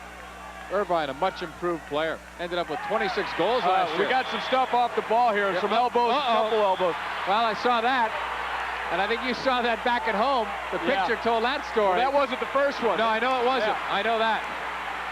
I looked down at something, and I know that he called a penalty first. Then I saw Charlie's elbow go in. Well, they got to get those guys away from each other sooner. If they're going to stand next to each other for 15, 20 seconds, something's going to happen. And it certainly did. Some elbows erupting there. And you see Victor, he says, let me in there. Let me put my nose in there, right? Why aren't I in there? 2-1, Cleveland leading it here with 1:02, and it'll be interesting, to say the least, as to how these penalties, I assume penalties, are interpreted. Neither player is totally innocent there, that's for certain. We saw Green coming back with an elbow to Irvine's.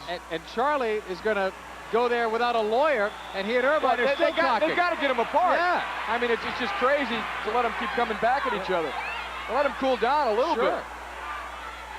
And now that's what the officials are doing, but they were a little late in doing that, in all honesty. 1:02 to go. And both guys will get a breather, but I think they'll be in the box. A former Major League umpire out, calling him out.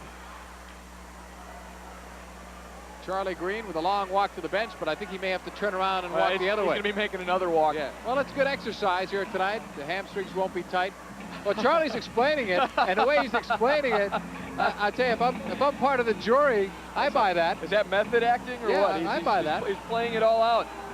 Yeah. All right, let's look again. Well, they had already been at it a little bit before this. There's Green. One. And there Irvine gives it to him back a little bit. Bernie with a peacemaker. Yeah. Bernie James, what a great role for him. Yeah, that's not Well, tight. now they're right in each other's face. I think a little play acting there too, making it look worse than it really was. But Green, not pleased at all with Irvine. Tempers will flare. Just 1 minute and 2 seconds remaining here in the second quarter. It's a close game. And Wichita behind at this point in front of their home fans. Some frustration. Well, we saw the foul count there, and it's a good thing that we don't have the 6th foul, because that would have been it. For Cleveland, there'd be a man down. I would think it's 2 minutes on each player, but let's see. That's what they put on the scoreboard. And it's very popular here in Wichita, obviously. Well, I think Charlie Green may have gotten more of his money's worth. Irvine, again, was not totally blameless, but they each get 2 minutes. I think Green a little bit fortunate there because he's the one that kept coming back for more. Well, Charlie used to play hockey, you know, so maybe he was thinking about that. I talked to him about that before the game, and Irvine's a big guy as well. Oh, they're still glaring at each other. You see the look out of the corner of the eye by Irvine. You got to watch these guys when the penalty's up. Although at least it'll be after halftime. They'll get a chance to cool down some. Well, somebody should walk in between them just in case, because that's where things can happen. Even when they walk towards the locker rooms at half, somebody should be in between them. 1:02 to go. I like to see this, though, when they go with 4 players aside, because it really opens things up, especially with a team that's got some speed. And I'm looking out there now. And some good one-on-one players, because if you eliminate one, you've got that much more space to work in. Well, right now, it's 4-on-4. Not a lot of speed out there for either side, really. Borja gives it a box, and he shot it wide. Borja's a good one-on-one player. Yeah, that's the difference. He'll try and break things wide open. I think Cleveland right now, looking with just 53 seconds left, just trying to consolidate this lead and go into the locker room with the 1-goal advantage. Pass played back, and now the Wings take it. 45 seconds left in the second quarter. And it's played back to Otto Orff. Dargle tracking back well there, just enough to pick the ball away. It was played back from the neutral zone. Yeah, and the goalkeeper played it with his hands. It's not a penalty, but they'll restart it at the top of the arc. Lose possession. Yeah, but look at the ball spotting. It's right down 34 feet away from Otto Orff. The ruling there, the goalkeeper not allowed to use his hands if the ball's been played back to him by a teammate from the neutral zone. Here's Borja, and he shot it wide. Coming in after it, Michael King with 33 seconds, leading it for Dargle. Here comes Fearon, using his head, and it goes out of play. Those penalties to Irvine and Green, well, here on the sheet it says they're conduct penalties. Yellow cards were issued to both players for their conduct. Fearon coming out. Goalkeepers in this league need to be extremely versatile. They need to be good with their feet as they come. You've seen a couple times already Otto Orff came out in the first quarter 2 times, very opportune moments to cut off attacks by the Wichita Wings. And that time you see Fearon come out and able to use his head just like a field player because he's outside of the box. At the top of the circle now is where Marinaro will put it in play, but he wants a timeout. Remember, in the MISL, you do get those timeouts. You're allowed to call them, one per half. One per half for each team. Yeah, and if you don't use it, if you don't use the one in the second half, you can take it into overtime. And we do play overtime if it's tied. We play sudden death until somebody wins it. 29 seconds. I think a good time to call a timeout. If you have a chance to call for one, why not? Because the bottom line here, Ty, in my viewpoint, is that the Crunch cannot afford to lose this lead. If they want to go up, if they can go up 3-1, that's a bonus, but they want to take the lead in. Well, they should be extremely satisfied if they go in with the lead at halftime, and it would be really bad for Wichita to score in the waning seconds here because it would give them that much more really energy for the second half. A reminder that Mid-American Conference football is coming your way on Sports Channel. This week, the Chippewas of Central Michigan University travel to Muncie, Indiana, and they will take on the Cardinals of Ball State University. Mid-American Conference football Saturday, November 4th at 3:30 p.m. and it's all happening right here on Sports Channel, your home for Cleveland Crunch soccer during the 1989-90 season. So the two teams have a chance to talk things over. They go 4-on-4. And if Kai Haskeby has any input, as we were talking today, it'll be mostly during this kind of a time where you can do it, because otherwise he's coming off the bench, catching his breath, ready to go on for the next shift. There's not a whole lot he can do at that point. He has to concentrate really on his own role on the field, and won't have the time really to give instructions to the rest of the team. That's why Stuart Jump is there to help with that. Peter Ward there, former Cleveland player, also former Tacoma Star. Haskeby in the restart with Marinaro sliding it to Kai. The shot, he scores! Kai Haskeby off the restart. It's 3-1 Crunch. And you could see that coming from here, but in the Wichita nets, they couldn't see it. Well, again, part of it is because we're playing just 4 against 4, since each team has a player in the penalty box, so there's a little bit fewer bodies in the penalty area there.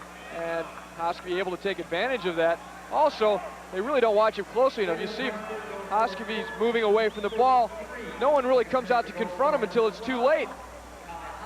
He's able to drive the ball high to the far side and beat Piron with a strong right-footed shot. So now Haskeby has scored 1 with each foot. And you notice, though, as soon as he looked at Marinaro, as soon as he made the play, he's looking towards the goalkeeper. He sees where he's going before the ball ever came to him, and then he drilled it. And after he scored it, he's looking at the clock, because it's very important to kill these last few seconds. Right side, Michael King.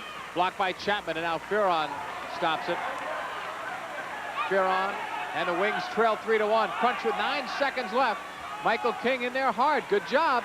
Michael King coming back with right. A 2-on-1. He sends it on a long shot from downtown.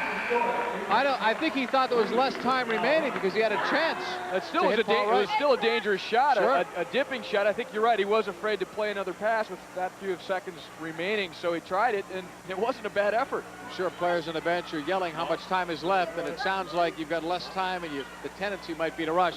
What a half the Cleveland Crunch have played. 3-1. They are leading it. 2 goals by Kai Haskeby and 1 by Pato Marhetic. The Crunch take a 2-goal lead into the dressing room at the half.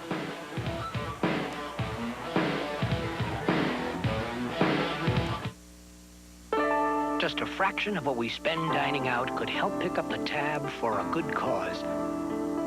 A small part of what we spend on sports could help keep our community in shape. Or some of our time on the phone could help answer society's problems.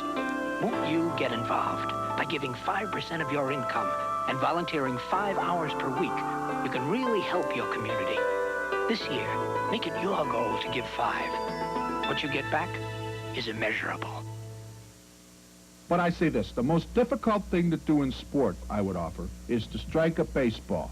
This guy, Boggs, is the best hitter in 50 years. Oh, come on. I don't want Boggs. I know that I'm going to get bombed with letters because I'm going to tell you that I like Bill Lamb. Very good player. This is how high he gets on his jump shot. In fact, a lot of times his toe doesn't even leave the ground. Well, what's different? All right, gentlemen, we're ready to roll.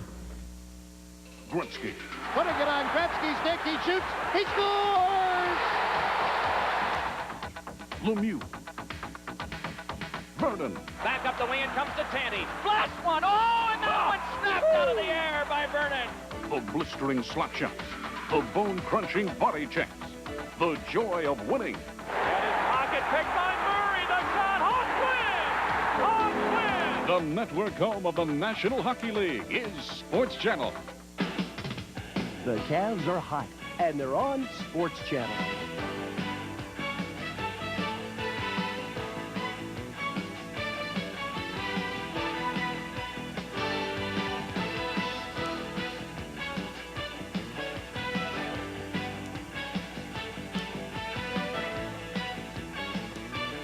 The Cleveland Cavaliers challenge the Indiana Pacers Saturday at 7:30 p.m. live on Sports Channel. Welcome back, everyone, to Cleveland Crunch Soccer. I'm John Paul Delacamera. It's a 3-1 lead for the Crunch over the Wings. A couple of goals for player coach Kai Haskeby and 1 for Pato Marhetic, and it's a nice halftime lead for the Cleveland Crunch as they discuss things in their dressing room at the half. You know, it's great to see soccer, indoor soccer, come back to Cleveland, and great to see so many familiar faces, and one of them is the new captain of the Cleveland Crunch, Mike Sweeney. And before this game took place, Ty Keogh had a chance to talk with the new Crunch captain, Mike Sweeney. Mike, this will be your 6th year in the league, and after a year in Minnesota and then in Baltimore, you're back in Cleveland. How's it feel to get back? It's great. For me, it's been a homecoming. We've kept our house there, and my wife's family's all from there, and our son has just been born there. So for us, it really is like coming back home. So you really feel like 6 years in the league now. You had a fine season in Minnesota 2 years ago, also a good season in Baltimore. You feel like you're coming into your own as a player? I've been very fortunate in the last few years to be with very, very good teams, and I think that in my role in a team that has just kind of rubbed off. And playing with the good players, I've been able to get a few more stats, and if that's an indication of how well the games are going, then statistically I've had a good couple years. I think my role in Cleveland before was a little bit different from that, and I really didn't rack up the numbers that I've been able to in the last couple of years. So I felt I played very well in Cleveland before, and I'm really looking forward to getting back and getting the team doing well there again. So you had 3 years in Cleveland prior to being away for those 2 years, and a lot of familiar faces now back with the team. How's it feel to be back with those guys? It's great. It really is. I felt the best teams that I ever played on were the early Cleveland teams. We had some tremendous talent, and even now as you look around the league, a lot of the stars on the other teams were guys that had played for Cleveland in the past. So I think we kind of squandered a couple of opportunities when we really had a chance to get something rolling there. But now getting the core of that team back together in Cleveland and some super good young players. So the good young kids are really starting to come through from the colleges. So I think we've got a chance to get something rolling here again. So now you've got one more chance, and you've got it with a former teammate and present teammate of yours as the coach, Kai Hoskeby. Yeah, and it's an interesting situation the way it's kind of worked out in the first couple of games.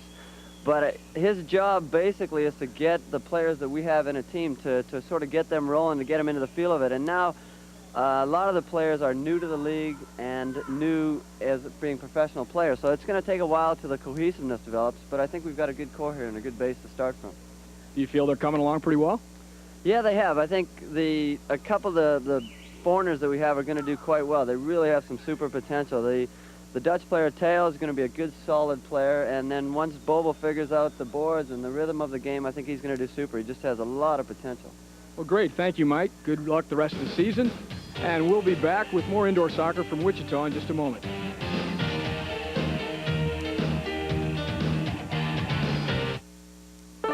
Just a fraction of what we spend dining out could help pick up the tab for a good cause. A small part of what we spend on sports could help keep our community in shape, or some of our time on the phone could help answer society's problems. Won't you get involved? By giving 5% of your income and volunteering 5 hours per week, you can really help your community. This year, make it your goal to give 5. What you get back is immeasurable. But I say this, the most difficult thing to do in sport, I would offer, is to strike a baseball. This guy, Boggs, is the best hitter in 50 years. Oh, come on. I don't want Boggs. I know that I'm going to get bombed with letters because I'm going to tell you that I like Bill Lambert. Very good player. This is how high he gets on his jump shot. In fact, a lot of times his toe doesn't even leave the ground. But what's different? All right, gentlemen, we're ready to roll. Gretzky. Putting it on Gretzky's stick, he shoots, he scores! Lemieux. Vernon. Back up the wing, and comes to Tandy. Blast one! Oh, and that one snapped out of the air by Vernon. The blistering slap shots. The bone-crunching body checks. The joy of winning. And his pocket picked by Murray. The shot, Hawks win! Hawks win! The network home of the National Hockey League is Sports Channel. The Cavs are hot, and they're on Sports Channel.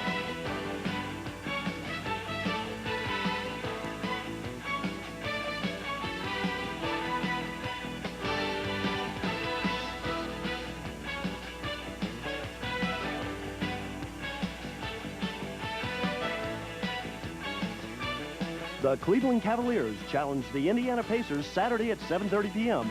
live on Sports Channel. Welcome back, everyone. It's a 3-1 Cleveland Crunch lead, and what a night to feature Kai Hoskeby on an interview. Not only does he lead this team at the start with the first goal of the game, but he gets another one to give this team a 2-goal cushion. His second goal was his 264th of his career. So the next look we're going to give you as we examine our Cleveland Crunch players is the player assistant coach of this team and a member of the all-decade team of the MISL, Kai Hoskeby. Ty Keogh also had a chance to talk to Kai before the game. Kai, you were away from Cleveland for just 1 year, having a season in Baltimore, but actually you were instrumental, along with Al Miller, in helping bring indoor soccer back to Northern Ohio. Well, it was something that we worked all summer, last summer, to bring the team back, but I kind of ran out of a little time, so I had to go and find a place where they can pay me so I can pay my bills. And Al took over with Eric Henderson back home, and I was really happy to see that things worked out. And in February, when the announcement was made, I knew it was just pretty much a matter of time. Once the season was over in Baltimore, I was heading back home. Well, now you're doing double duty as both player and coach, and how does it feel wearing those two hats? Well, I'm learning. You know, it's something that I've been doing that now for about 2 months, and you know, it's time consuming and it's taxing, but you know, sure beats the previous summer when didn't have, you know, really anything to do. So it's a big challenge, and I'm kind of really looking forward to it. You know, it's still a long ways to go, but I'm enjoying it so far. What have you found is the most difficult transition for you of becoming a coach now, in addition to being a player? Well, obviously, in the past, you're only responsible for your own performance. You know, you really focus on your own game and try to do things to improve. Now, while you're out there doing your thing, you try to keep your eye on the other guys and make sure everybody gets playing time, have the right guys on. So it kind of takes a little away from your own game, but it's something that, you know, needs to be done. And obviously, I think even though I'm going to learn a lot about the rest of the guys, I'll probably learn more about myself, how I'm going to just react in different situations. Based on your first outing, how do you feel the team is progressing and really progress of the club as a whole? Well, I think defensively we played well. I think that's something that when you're on the road, you play a bit more defensive-minded, and I think we're on the right track there. Offensively, you know, that was the first time we were together as a team, and it takes a while to get, you know, to gel together and learn to play with each other. So offensively, there's a lot of room for improvement, but I think definitely on the right track. Well, we wish you the best of luck. It's your debut as a coach in the league, and good luck tonight as well. Thank you, Kai. And JP, it's back up to you. All right, thank you. And Kai Haskeby having a whale of a first half so far. At the end of the first half of play, the head coach and the player, Kai Haskeby, with 2 goals. They lead it 3-1 at the half.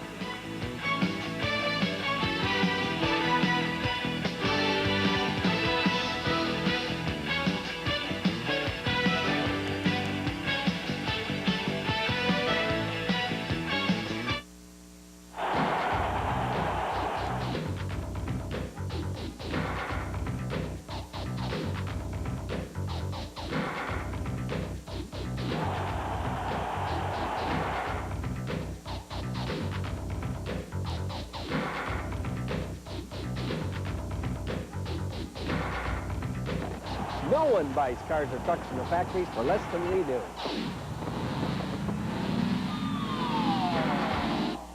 What's wrong, Vince? My woman's done left me, my dog ran away, and people still aren't wearing their safety belts. Aw, Vince, you singing those buckle up blues again? Some people don't wear their seat belts. I can't believe it's true. Those kind of people get knocked right out of their shoes. So buckle up, baby. Don't sing me those buckle up blues. You could learn a lot from a dummy. Buckle your safety belt. I mean it, baby. Buckle, honeysuckle, buckle, yeah. The Cavs are hot, and they're on Sports Channel.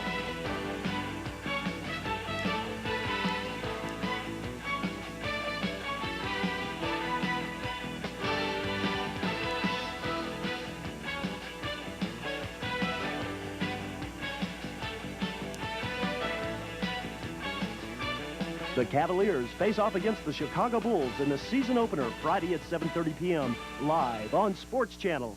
Gretzky's kick, he shoots, he scores!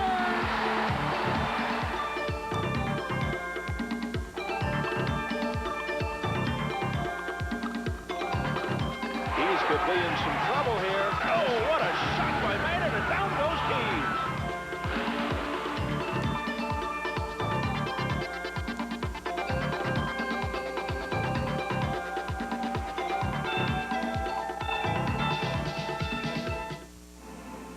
Here's your score at the end of the first half of play. The Cleveland Crunch had a couple of Kai Haskeby goals and one by Pardo Marhetic are leading it by the score of 3-1. Welcome back, everyone. John Paul Della Camera along with Ty Keogh. We're two of the very few people not wearing orange tonight in this building. And I got to say this, it's so tough to play, Ty, as you well know, on the road in the MISL, and that makes what Cleveland is doing tonight even more important. Well, in the crunch, you're going to need to be ready at the onset of this third quarter to face a Wichita Wings team that's going to try to rally with that crowd to get back into this game. And we've seen in the first half, it's pretty even, really, although Wichita coming up with 16 shots versus 13. The saves are even straight across. The crunch, good defensive play. The block shots, the fouls, the crunch a little bit ahead. But neither team has had a power play yet. You know, Otto Orff has done very well for the Cleveland Crunch, and I think the big thing, though, that you've got to remember, he's stopped the first save, but he's putting himself in a position where he's getting himself in a situation where he's not allowing the Wings much of the shots, but I think his defenders are coming back and helping him out extremely well, and that may be the difference in this one so far. It's Cleveland on a couple of goals by Kai Hoskevy and one by Pato Marhetic, leading it by the score of 3-1. We'll come back to Wichita in just a moment.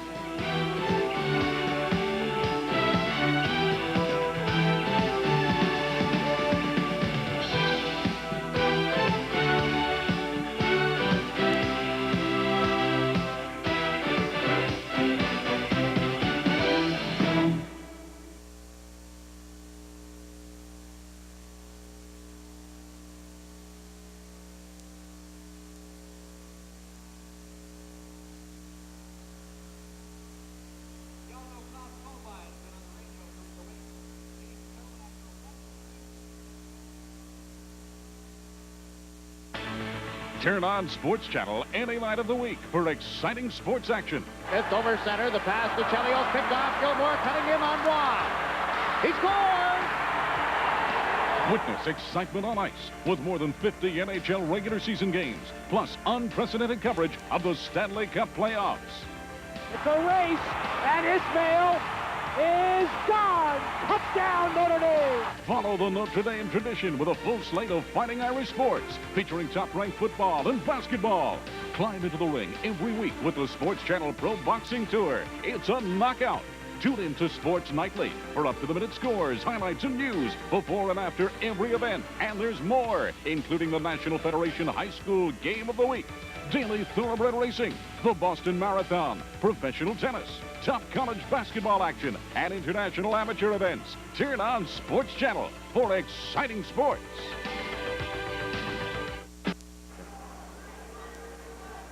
And as we come back to this 3-1 Cleveland lead at the half, a reminder that this copyrighted telecast is presented by the authority of Summit Soccer Associates Incorporated and is intended for the private, non-commercial use of our audience. Any publication, reproduction, retransmission, or other use of the pictures, descriptions, and accounting of this game without the express written consent of Summit Soccer Associates Incorporated and Sports Channel is prohibited. It's a 3-1 game right now, and the Cleveland Crunch are leading it. We're going to show you, we're going to take you back and show you just how the Crunch have managed to do it.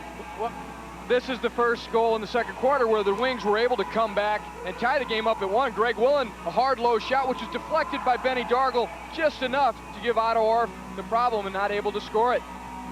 Then we have the next goal, which put the Crunch up 2-1.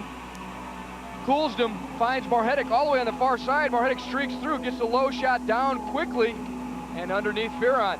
Marhetic putting the Crunch up 2-1. And then just a few seconds before the end of the second quarter, before they went in for the halftime break, it's Marinaro off the free kick, just slides the ball over to Hoskevy. Hoskevy takes measure of it and just blasts the ball to the far side. He made no mistake there. He had a good chance to wind up, and he cracked it well. Now, as we come back, I was watching Otto Orff during the warm-up. He just stopped 2 shots that were very hard with his hands, and he was shaking them off like he was stunned. I talked to him before and said, you know, what about the pressure of only being the only goalkeeper out there? And he said he's not really concerned about it. He's been, you know, knock on wood, I guess, injury-free when he played for Fort Wayne in the AISA, so he's not too concerned about it. And when I talked to Kai Hoskevy earlier, I said, who's your backup goalkeeper? You know, is it Benny Dargle? Would it be maybe Marinaro, who has played there as a 6th attacker? And he says, I prefer not to think about it. And most coaches would say the same thing. I mean, they'll know if the time comes, but there really is no backup goalkeeper right now. And I don't believe when you have a suspended player, you can replace him with someone, let's say, on a 10-day contract. You could replace him if another goalkeeper went down and you're in that situation. As we look at the fans here in Wichita, I want to remind everyone that coming up this Sunday from 1 to 3 p.m., you can meet Crunch players P.J. Johns and Charlie Green at the Cleveland Crunch booth at Chapel Hill Mall. That's in Akron, Charlie Green and P.J. Johns. Would also like to tell you that if you'd like to have a member of the Crunch appear at your special event, please contact David Pellig in the Community Relations Department at the Crunch office. And for Crunch season ticket information, group tickets, individual tickets, contact the Crunch Sales Department in Cleveland, 349-2090, or in Akron, 535-KICK. And remember those dates. On the 10th, it's the home opener against the Tacoma Stars. Ali Kazumani, Chris Vaccaro coming in, and your chance to show everyone what a great soccer town Cleveland is, or Richfield, or Northern Ohio, Cleveland, Akron, that whole area, who helped to lead the league in attendance for so many years when the Force were the reigning MISL team. What is the latest? Will Preki be with the Tacoma Stars on that one? Not unless he visits Oral Roberts, because he's going to need a miracle. It's about 4 to 6 weeks. Injury. Yeah. Charlie Green in the box and Dale Irvine for 57 more seconds. So let's see if the 4-on-4 can work again here. And now the Crunch are going to start it with speed, though, at the start of this quarter, with Marinaro and Wright up top. Take advantage of the extra space because it is 4 against 4. Here's Fox. I hate to be defending against Marinaro, or Wright, for that matter, in a 4-on-4. Fox with it. There's only 37 seconds left in this situation. Here's Ward. Peter Ward. And now Paul Wright was fouled by Ward. Here's one of those strange leads. You know, a lot of people have told me this, and I buy it. A 2-goal lead can be the most misleading lead in the MISL. One Wichita goal, and then you'll hear the crowd, and it'll be a different game. They'll turn it up a notch. So a 3-1 lead or a 2-goal lead in the MISL has been proven to be not a very safe lead. It's never enough, particularly this early in the second half.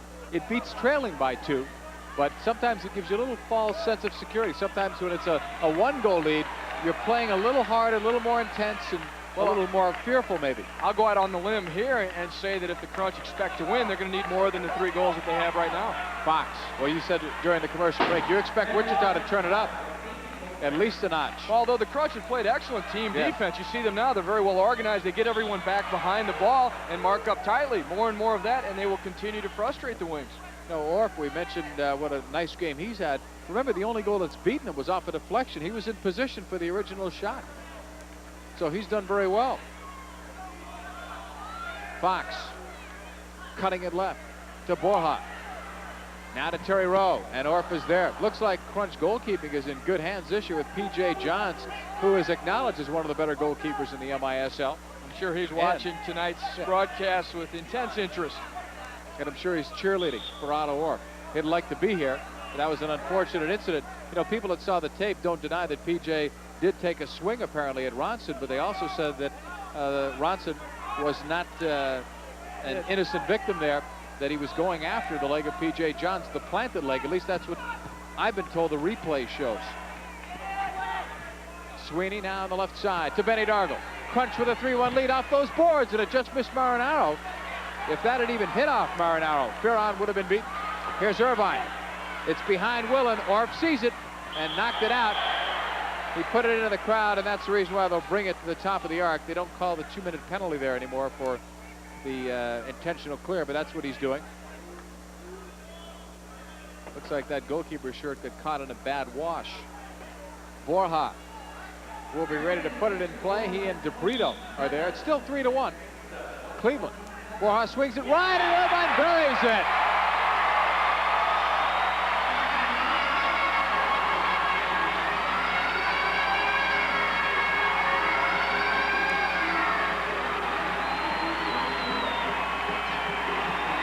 Dale Irvine blasting that one. Not much Otto Orff could do there. And it's Borja again getting the assist from a restart. He's so adept at disguising really the intent of his pass or whether he's going to shoot. And this time you'll see, here's the restart here. Streaming into view is Irvine on the half turn. He's able to wallop it. Borja putting it right out in front of him where he didn't have to break stride. And he really just overpowered Otto Orff. Great deal of strength behind that shot. He's so close in, Orff cannot react. He's got the confidence in that shot now. 26 goals last year certainly helped it out. Terry Nickel and Kevin Kuehling yelling encouragement on the Wings bench. But one thing is for sure, the crowd is back into the game, and now the Crunch will try to take them back out. The assist is second up for Sweeney. Third of the season, number 6. And Fearon will get it off the boards. But again, it's Borja who can do so much off the restarts, find the open man, the man that can do something with the ball, and then he gives them the ball that he can do something with. DeBrito. A 3-2 lead for Cleveland. Willen. Long ball to Chapman. Coolsdom on him. Now a long shot deflected off Coolsdom. So there should be a corner kick coming up. We talked about the Wings missing some players. We also should mention Perry Vanderbeek not playing tonight. His father passed away in St. Louis. Our condolences to Perry Vanderbeek and his family. It's 3-2, Cleveland leading it here in the third.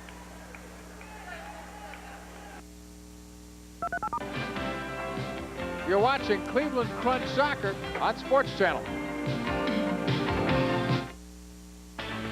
Turn on Sports Channel any night of the week for exciting sports action. Fifth over center, the pass to Chelio, picked off, Gilmore cutting him on one. He scores! Witness excitement on ice with more than 50 NHL regular season games, plus unprecedented coverage of the Stanley Cup playoffs.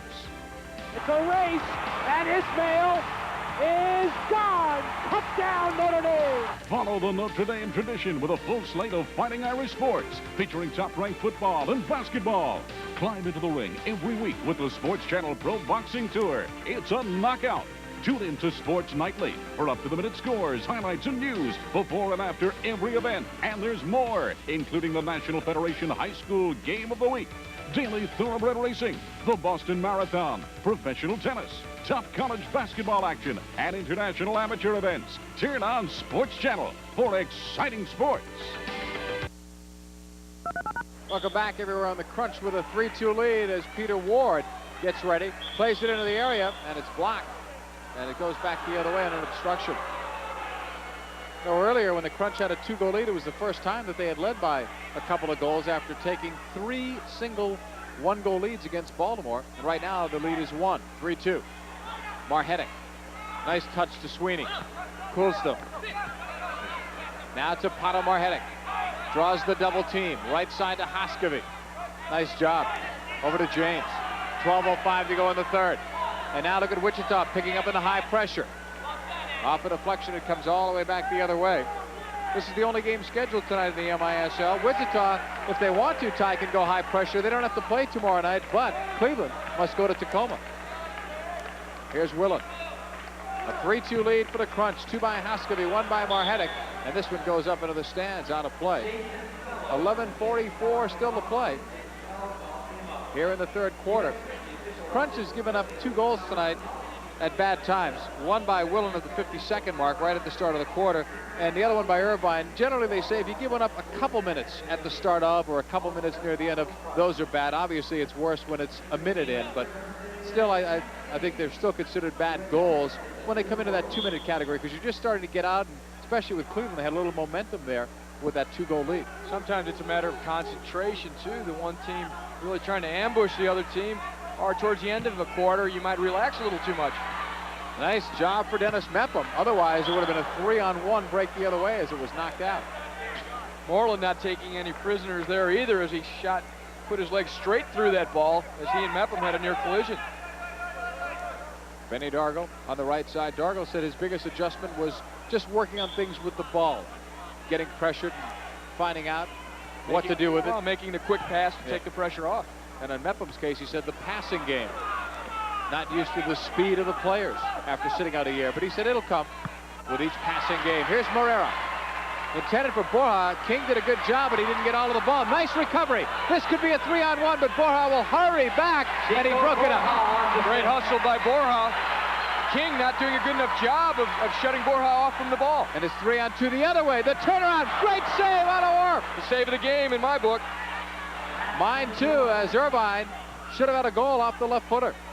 I'll tell you what, though, I love to see the offensive players like Borja, who is limping right now. I think what he did when he came back, he had to pull up short. I noticed him limping as he came back the other way, but I love to see the offensive players take a turn defensively like that. Here's Irvine, the right footer, and watch out if you're holding a soft drink up there. You're not going to hang on to that. And look how quickly the action goes from one end to the other. First, it's the Crunch with the 3-on-1, and suddenly it's Orff who has to come up with the big save. And it was a big one. when a player turns like that, especially Irvine, who can really crack him. Power. He's a power shooter. It's Moreira here. Plays the ball inside. Look how well Irvine uses his body, and on the full turn, gets around. Orff, well positioned again. He read the situation. He could see that Irvine was going to turn in that direction, and he played it very well. Otto Orff looking very good here tonight for the Cleveland Crunch. It's a 3-2 Cleveland lead. Up for Charlie Green. And Chapman stepped into him, and then he's on top of him. Well, look at Charlie saying, what's going on? He's upset. I don't blame him. I thought that was 2 minutes. Well, Charlie, let's look at it again. Bit of wrestling here. First, Charlie hit his arm out, a little shove to Terry Rowe. Strong tackle on the ball, and the legs tangled up. It's really Charlie who's holding Chapman's leg, so Chapman has nowhere else to go but to fall on top of Charlie Green, and then Charlie's the one that's in the bad mood. I don't know. After looking at the replay, I got to agree. Lifted now by Marhetic. And Ferron coming out. Well, these guys certainly don't hold back. Once the whistle blows, it's full out, because those are former teammates too, Chapman and Green. Long ball for Chapman. Marhetic after him. Andy Chapman. And Pato introduced him to the boards. And a quick restart. I'll tell you, tempers are getting very short here. Well, Chapman also a little gamesmanship there, trying to play the ball early off of Marhetic, or was it Green? I'm not even sure. I think it was Marhetic, in order to possibly get a call against the Crunch for encroachment, because you're supposed to be 10 feet away from any direct kick. Left side, Greg Willen, 9:53 to go. Third quarter, and it's a 3-2 Cleveland lead. Up for Chapman. Picked up by Marhetic. Dargle back there as well. Michael King on, so is Hoskovy and Mepham. Hoskovy will pick up Willen here to Peter Ward. Knocked down by Mepham. 2 minutes. So the Crunch, who have killed 4 power plays, or 4 power play attempts against Baltimore, will try to make it 5, and this will be a test for the penalty killers, because the crowd's into it now. Mepham not happy at all, because if you watch, he gets the ball here, right? Well, I guess not. When I first saw it, without the instant replay, I thought he got the ball, but he did not. He got there slightly late, and he got Ward's ankle, and also he made a pretty strong run to get there. That's why he's assessed a 2-minute penalty. I thought it was a little bit harsh, but on seeing it on the replay, I totally agree. He got there just a second late and got only ankle, and Ward had already pushed the ball away. Wings power play was second last year in the MISL of San Diego. I don't go by power play stats after one game, so we're not even going to discuss those. But right now, the Wings, in fact, they didn't have a power play. They had one power play goal that Borja scored last week against Tacoma. 1 for 2. Well, it's an experienced crew, though, really, when you have Dargle and James in the back and Sweeney up top. And King's a threat offensively. Dargle knocks it away. A long shot, and that goes upstairs. Cleveland scored a goal. In fact, Paul Wright scored shorthanded last week. Mepham is off for tripping at 5 minutes and 23 seconds. Mepham at 5:23. Wings on the power play. I said before they were 1 for 2. They were 2 for 3 last week, and Borja scored that goal that ended up to be the game winner on a power play. There's Dennis Mepham. Nice career with Buffalo and Cleveland in the MISL. He's originally from the Rochester, New York area. 3-time MISL All-Star. Up from Marinaro, and Fox was all over him. Fox going back for it. 1:38 to go in the power play. Marinaro going to the bench. King coming back on. Played at the top of the arc. Irvine slowed down by James. Irvine playing with a great deal of confidence, though. He turned with that ball in a tight space. Had some advantage. James, however, was able to get his body inside. Look at the work rate of Sweeney and King there. 1:16 to go in Borja with room across upstairs Irvine. And don't let the pictures fool you. That's not as easy as it may have looked coming across. That ball is clipped very hard by Borja to the far side. And also, you'll see here, Borja looking up. He sees Irvine at the far side. He clips the ball, but he has to clip it hard to make sure it gets all the way through. Irvine also, he's facing away from the goal, really. He has to turn his body and his hips in order to get around and over the ball. He's not quite able to do it in time because the ball has a great deal of velocity on it coming on the pass. And the ball's up a little bit, which it did bounce up slightly. Bounced up slightly. It's just a difficult position to be in. Yeah, if you could read lips, he did say good ball, Chico. That's one that, even though it well, he scored on the one before like that, but the one before like that did not come from as great a distance. It was not hit nearly as hard. He was able to make that full turn on it. But it's nice as this one goes out of play. It's nice to say to somebody like Borja, good ball, because it'll encourage him to deliver it again. Exactly. That's why you say it, because you want more of those, because eventually you're going to get around on one of them. There's Marinaro.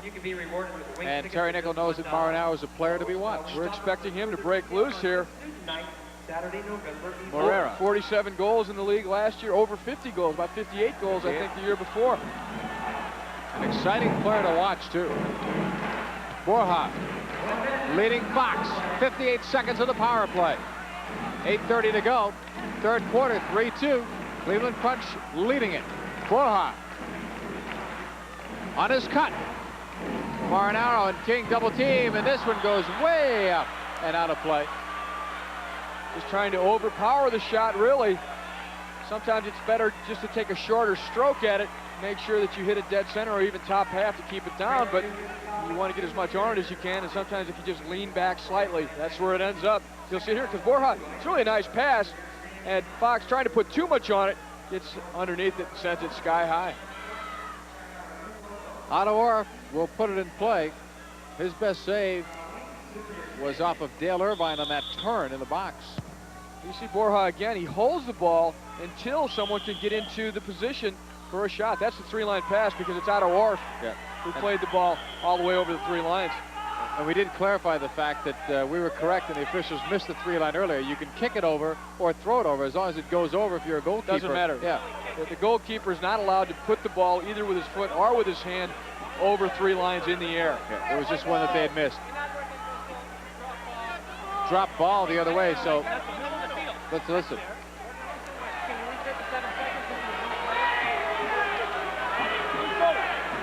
They want 7 seconds reset on the power play.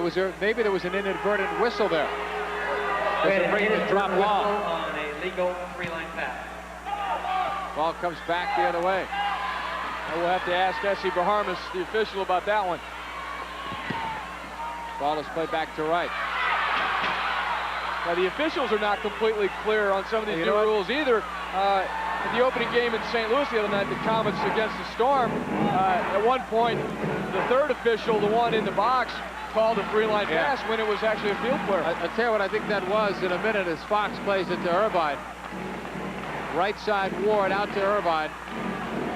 And now it's Fox. 3 seconds left. The Wings really miss Eric Rasmussen in these situations, because they could play the ball inside to him. He could hold 2 and 3 players off, spin and shoot, or lay balls off. Now they really only have Borja, the one who's making things happen. Before they had Borja and Rasmussen, much more potent attack. Borja deflected to the left side down to Fox. Penalty is over. Mepham is back on. Watch out for Irvine. Score!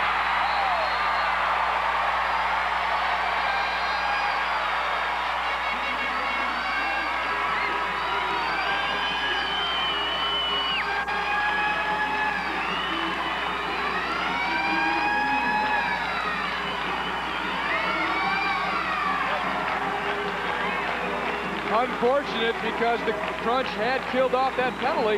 Mepham was back on, but as so many times happen, even though you have that man on, you're still not organized. And the guys that are still on are still pretty tired. Irvine here, he really refuses to be stopped. He's not at a great angle. This is Mike Fox here starting it off. He pushes it all the way to the opposite side, forcing all the Force defenders to adjust. Irvine, not a good angle at all. Hammers the ball, not on goal, hits the boards, hits Orff's shoulder, and carries on into the goal. So really, bad break in a couple instances there. First of all, because they had killed off the penalty. Secondly, because it's off the boards, then off the keeper, and then in. I was going to ask you about that. Mepham never really got back into the play. It's not considered a power play goal, but it really is. You're still at a disadvantage.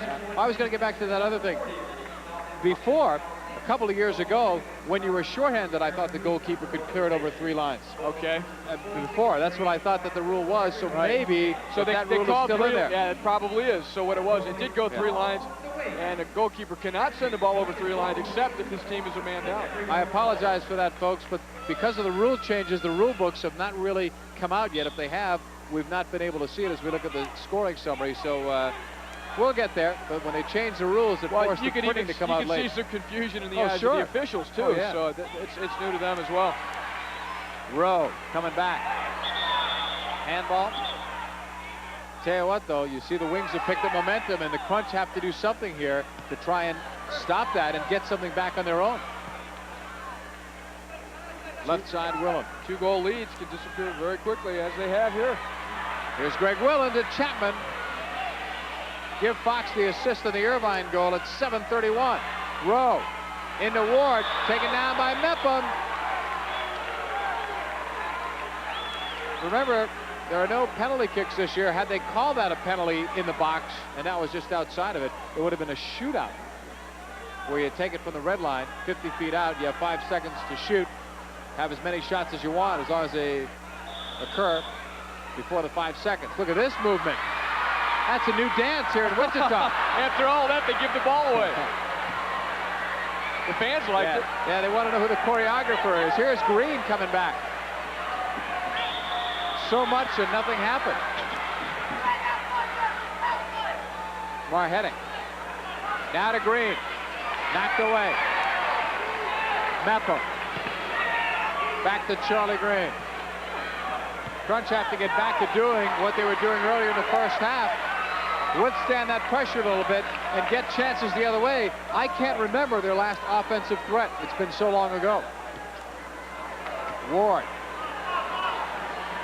Right side of the field. 6:18 to go here in the third. Tied at 3 now. Dale Irvine has matched Kai Hoskeby with a couple of goals. Willen lifting it. Long for Morera.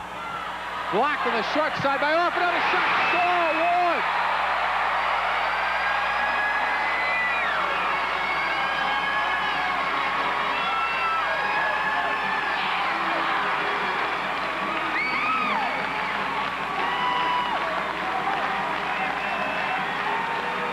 Peter Ward there being congratulated. The Wichita Wings have come on like gangbusters here in the third quarter. Everything is proceeding according to plan for Kai Hoskeby and the Crunch all through the first half, but now it's a completely different game.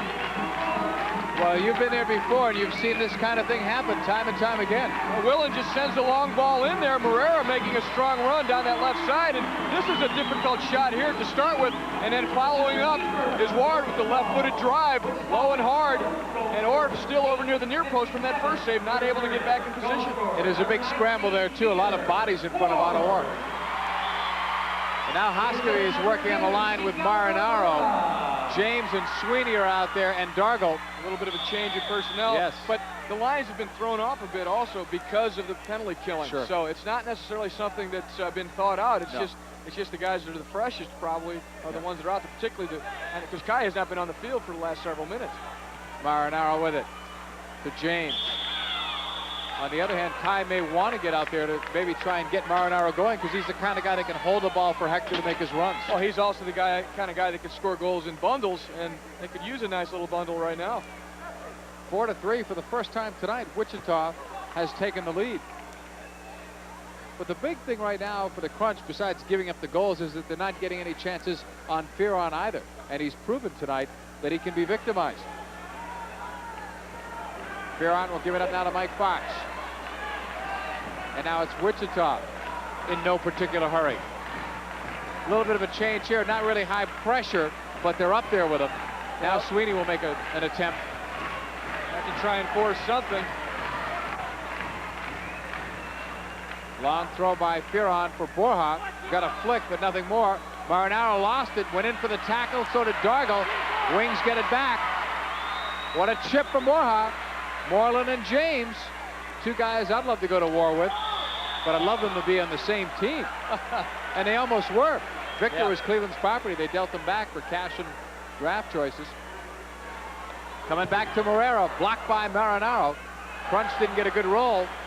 Might here as Sweeney tried to find Marinaro, but Morera is so smart defensively. Not a bad idea, though, trying to catch the Wichita Wings before they could get many defenders back. Speaking of catching somebody, Morera just beat two players. And a third with that pass. Orff is there with Irvine on the doorstep. 4:48 to go in the third. Crunch down by a goal at 4-3. Sweeney with Hoskeby on the run. Sweeney is blocked for Marhetic. A good run by Coulston. Nobody sees him. And now it's Sweeney. Crunch down 4-3 to Bernie James. Up for Kulstrup. Try to knock it to Marhetic. He got it. The shot blocked by Fearon. That's the first save he's had to make in several minutes. And Marhetic never had that ball cleanly. All right, folks, you make the call. Well, Hoskevy throwing a few elbows, a few shoves, just trying to shake something loose. His team is down. He's really trying to get the whole team going, and if it takes bumping into a few people, he's going to do it. And Willen came up high. They're going to call that on Hoskevy? Hoskevy reached in first, and then Willen threw an arm to knock Hoskevy's. Well, now look at the bench. Look at the crunch bench. A shot of the crunch bench as Willen was right there with Michael King. But the reason they're bringing it back is because they took the free kick too far up from where it actually happened. See, Hoskevy's reaching in, and then Willen puts the arm up in the face. So a little bit of both, and Hoskevy's really looking for it. And he's out there trying to shake something loose and inspire his team. Rowe plays it back to Fearon. Mepham lost it off the right foot. Ward came in. Now Mepham faking out Peter Ward, sending it long for Green. Fearon coming out off the boards, and it's cleared out. Tough break there for the crunch. Here's Ward. Paul Wright with speed breaks it up. James ahead to Marhetic. Too far ahead of him. Had that been delivered properly, Pato would have walked in against Morera. I'm not sure if Pato recognized that Bernie had spotted him, because he would have started moving forward and been more ready for that pass if he had seen it. Just a little miscommunication. Out to Moreland. To DeBrito. Knocked ahead on the right to Chapman. 4-3. Wichita leading Cleveland. 3:21 to go. And Chapman with a little warning from Casey Frankowitz, as well as the foul. Play back now to Otto Orr. Emotions running high. There's no doubt about that.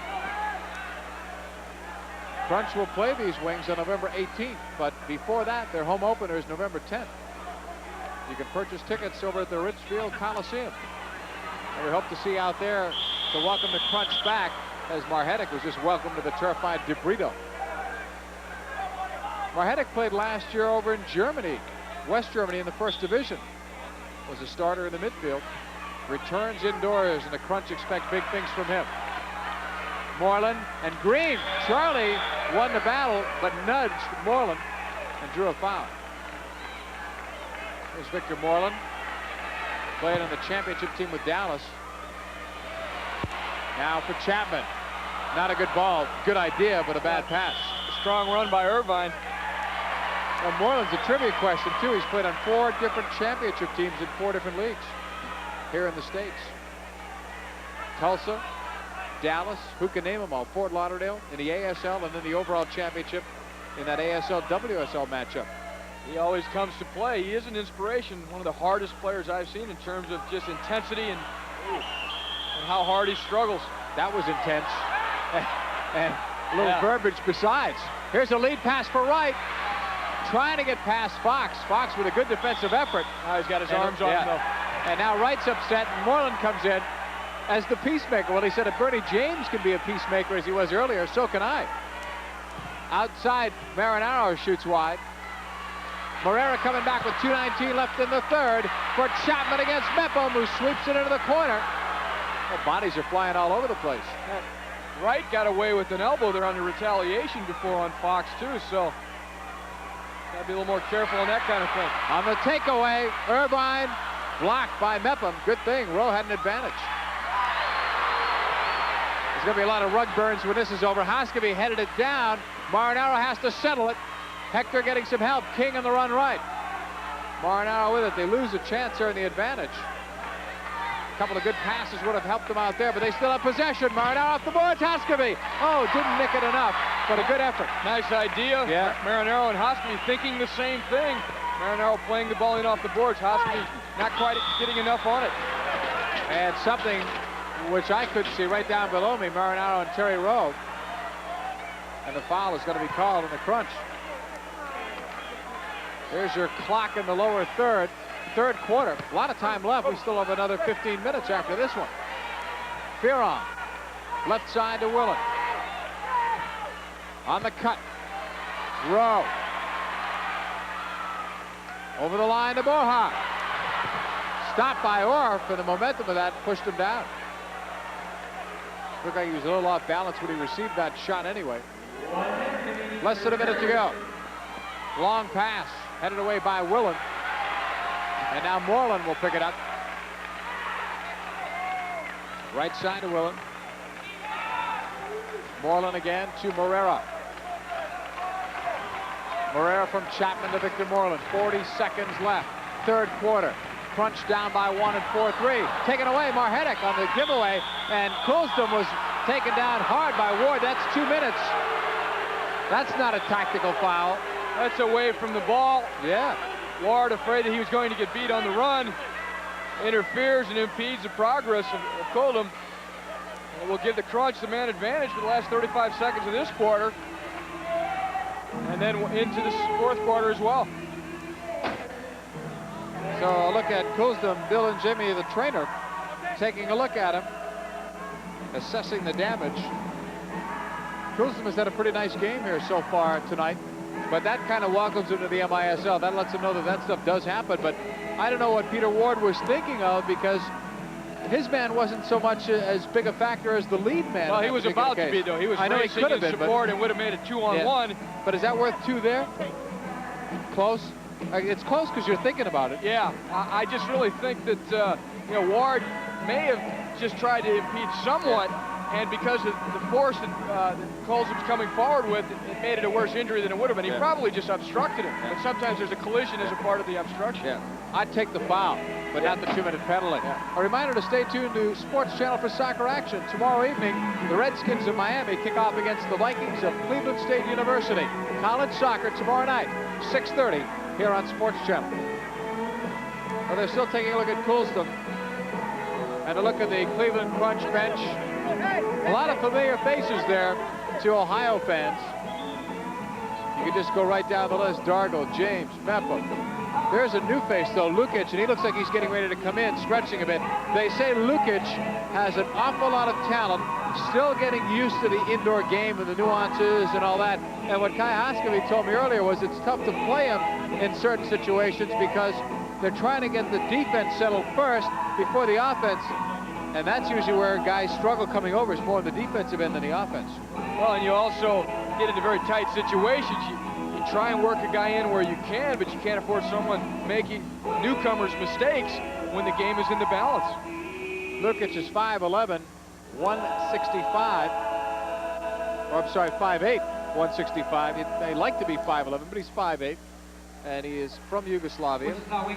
Was highly touted there. He was recruited by teams in France, but he decided to come to the U.S. He's been invited to participate with his country's national team. And Coulston, well, if Coulston can't go, walk it off slowly. If he can't go, that'll be Lukic that'll take his place, playing in the back. And Lukic is somebody they expect to do some damage with more up front. He's a forward or a midfielder, according to the roster. You may see Hoskovy even drop back. There's other things that they can do. Sweeney could drop back if they want to. Even Green can play. Sure, yeah, he's done that. Did that with Kansas City very recently. Come on, Ned! Well, here's an important stretch. Now, this is the first Cleveland Crunch power play. They didn't have a chance to go in the power play despite all those penalties in Baltimore. The way things evened out, they were shorthanded 4 times, but no power play. And here's where Marinaro, in particular, is very dangerous. Here's Hector on the right. Knocked away. It's Pato Marhetic, number 10, who'll be directing the power play for the Crunch. He'll have most of the possession of the ball and try and work it around for the openings. Morera will clear it away. And will come back the other way. Marhetic quickly to Hector Marinaro. Simon Keith back out. This is his first shift this quarter.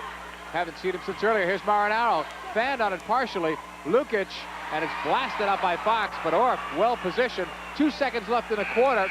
So the power play will carry over into the 4th and final quarter of play. If you've stayed with us this long and you're a fan of the MISL, you know not to turn the dial. It's a 1-goal lead, not a safe lead in indoor soccer. At the end of 3, the Crunch need 1 to tie, and their power play when we come back.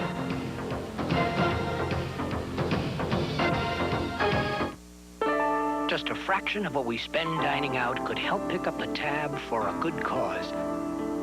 A small part of what we spend on sports could help keep our community in shape.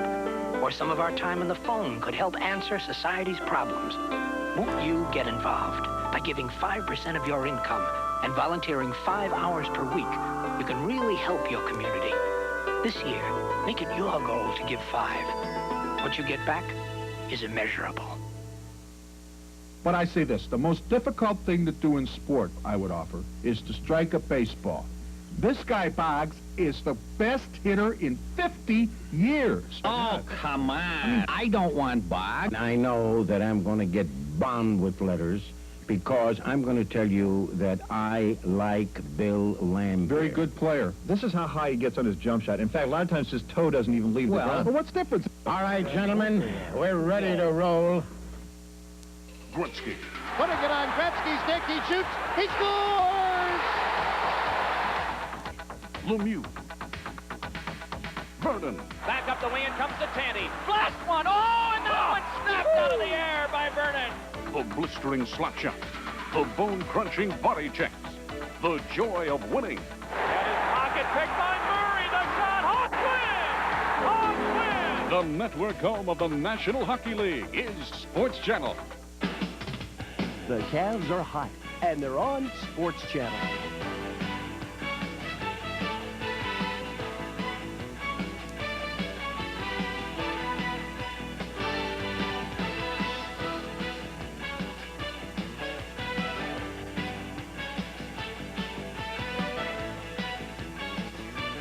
The Cleveland Cavaliers challenge the Indiana Pacers Saturday at 7:30 p.m.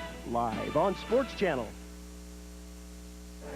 Welcome back, everyone, to the final 15 minutes, unless, of course, we go overtime. But that third quarter, if a team put a trademark or a stamp on a tie, it was Wichita. You said during a commercial break, they're going to turn it up a notch, and you didn't think 3 goals would be enough to win it. You're a prophet on that one.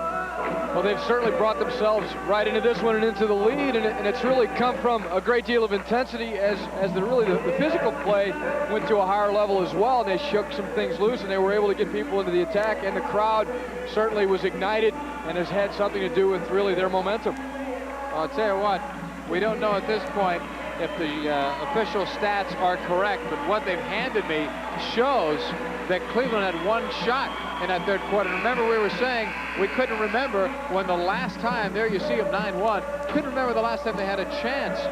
It's because they didn't have one. We had said several minutes we couldn't remember. There were none until the very end there. So those are the stats, and stats don't lie in that particular scenario. Wichita had the edge. Now, this is an important power play, momentum-wise. If the Crunch can get one here at the start, could be big time. Well, a bad break for the Crunch in that the center off is in the possession of the Wichita Wings, so they'll be able to kill off some of it immediately. Here's Sohn. Good job. Hoskevy says, let's end this. Plays it back to 0-0 out of work. And let's see what the Crunch could do here on their first power play. They're down to 1:07 on it. There's Hector Marinaro. Up for Simon Keith. Now to Marhetic. He's out there along with Lukic and Hoskevy. Marinaro with it. This is all offense right here. Marhetic. Throwing it back the other way, and a foul on Terry Rowe. Sometimes they'll have somebody back there with defensive skills, but in this case, it's all offense. They're going. Here's Marinaro right side to Hoskevy. 45 on the power play. 4-3. The lead belongs to the Wichita Wings. Cleveland at one point had a 3-1 lead. Marinaro and Hoskevy looking. Keith getting free along the boards. Rowe pressures him. A nudge to Hoskevy. Knocked away. Ottawa coming way out. Saw that one early. Good ball to Marinaro to beat Sohn. Hector knocked away from him just as he was ready to tee it up. Good play defensively by Sohn. 18 seconds left in the power play. Sohn won it. What a workhorse here on this ship. Eating some of that clock. Blocked by Lukic, and a bad break there. Had that ball gone forward, Lukic was off to the races, and off to the races is Pato. Nice job. He beat Sohn, who's out of gas. Marhetic on the toe poke. Marinaro off the crossbar. Great run by Pato Marhetic. He beats 2, slides the ball off to Marinaro to force the big save by Fearon. That was probably the most important save by him tonight. Power play is over. Keith. Hoskevy off the boards. Loose ball. Keith battling. So is Hoskevy. On the block, and Hoskevy is leveled by Fox. Were you saying before that you thought Fearon got a piece of it? I thought it was all crossbar. You think he touched it? I think he touched it. Well, if he did, it's a heck of a save. I think it was fingertips, but we'll have to look at it in slow-mo. Here's Marhetic. He burns Rowe. He's streaking through the midfield. He crosses the center line, and he's straight past zone. He's streaking through. He could take a shot here. Instead, he sees Marinaro over to the right. Marinaro just laces the ball, and it is deflected up over the top by Fearon. It may have caught part of his hands and a little bit of his face. Good call. Here's Sweeney. I thought it was all crossbar, but he did deflect it low, and it rose up high. Marinaro broken up by Rowe. Good run back by Dargle, but Rowe still has it. That looked like he was doing some soccer skills. How many times can I bang it off the boards? And then how many times can I bang Mike Sweeney?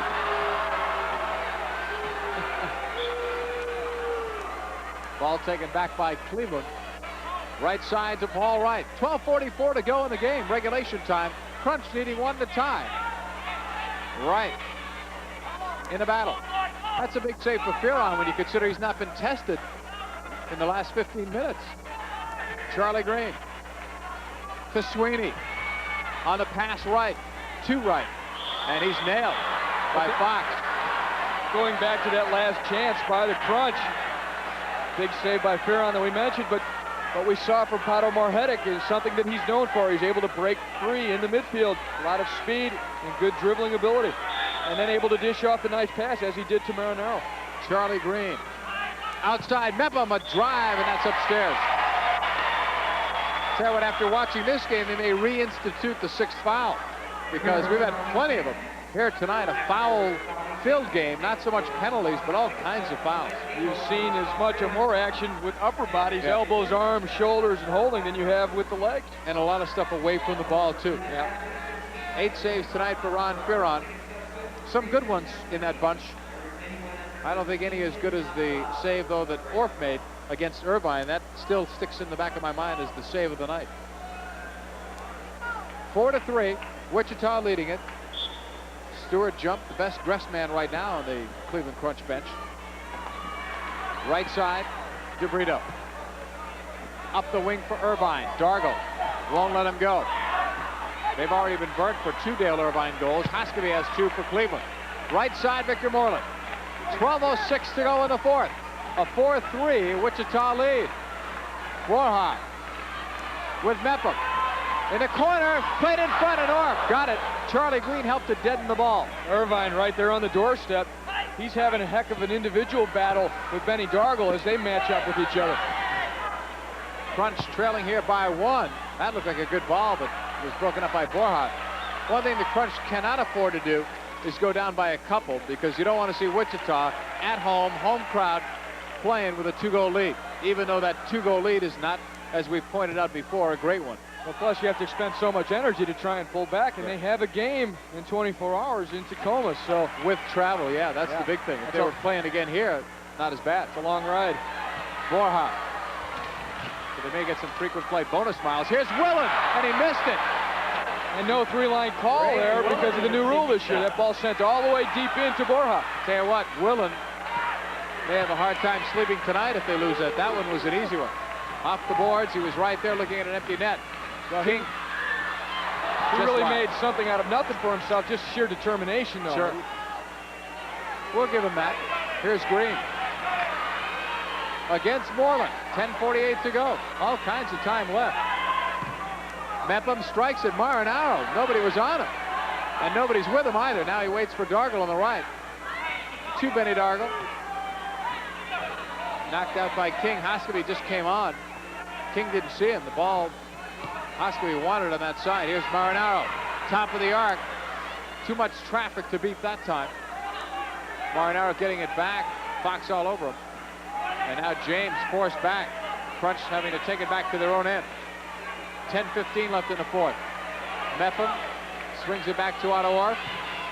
Lifting it over a couple of lines, but not 3. Hoskovy against Rowe. Rowe with his arm out. Hoskovy swatting it away. Look at the James pass, and Marinaro headed it down. Just missed Hoskovy on the run. Unselfish by Marinaro. I thought he was going to shoot it, and a foul is called. And 2 minutes is Casey Frankowitz. That's a bit strong. I thought that was a dive from up here, or at least helpful. Well, especially when you've seen some of the other things that have been let go. Just earlier, Terry Rowe swatting, pushing away on Kai Hoskovy, no call. And here, it's a simple foul. It's really not 2 minutes, but the referee's probably feeling that they have to do something to start to settle this game down. But instead, they may have done something that'll make it worse. Michael King will sit it out. Power play on now for the Wings. Crunch still have not given up a power play goal, although, as we said the last time, they had just gotten their man Mepham back on the last penalty. And in effect, it was an advantage, although it's not considered that, according to the stats. 2 minutes of Wings in the power play. Crunch have scored one shorthanded goal this year. Paul Wright got that one. But right now, it is Crunch time for Cleveland. And the Crunch on the penalty killing are going with a little bit different setup. Before they played more of a box setup with Dargle and James in the back, and now they have got Mepham out there playing more of a diamond with only Sweeney up top. Borja, now to Fox. Dargle knocked away by Morera. Now Ward bumped by Sweeney, and right away Mike backed off so as not to get a call. James will clear it up. Now it's Chico Borja tripping on King at 5'11". Right side, Fox, tackle, Dennis Mepham, and Sweeney will clear. Unlucky bounce. That cost him a few seconds. Stops the clock with 1:26 in the power play, but it'll give Sweeney a chance to rest, and Marinaro will come on. Terry Nickel, a very popular player in his Wings days. They called him the General, and right now the Generals team has a lead, 4-3 here in the fourth.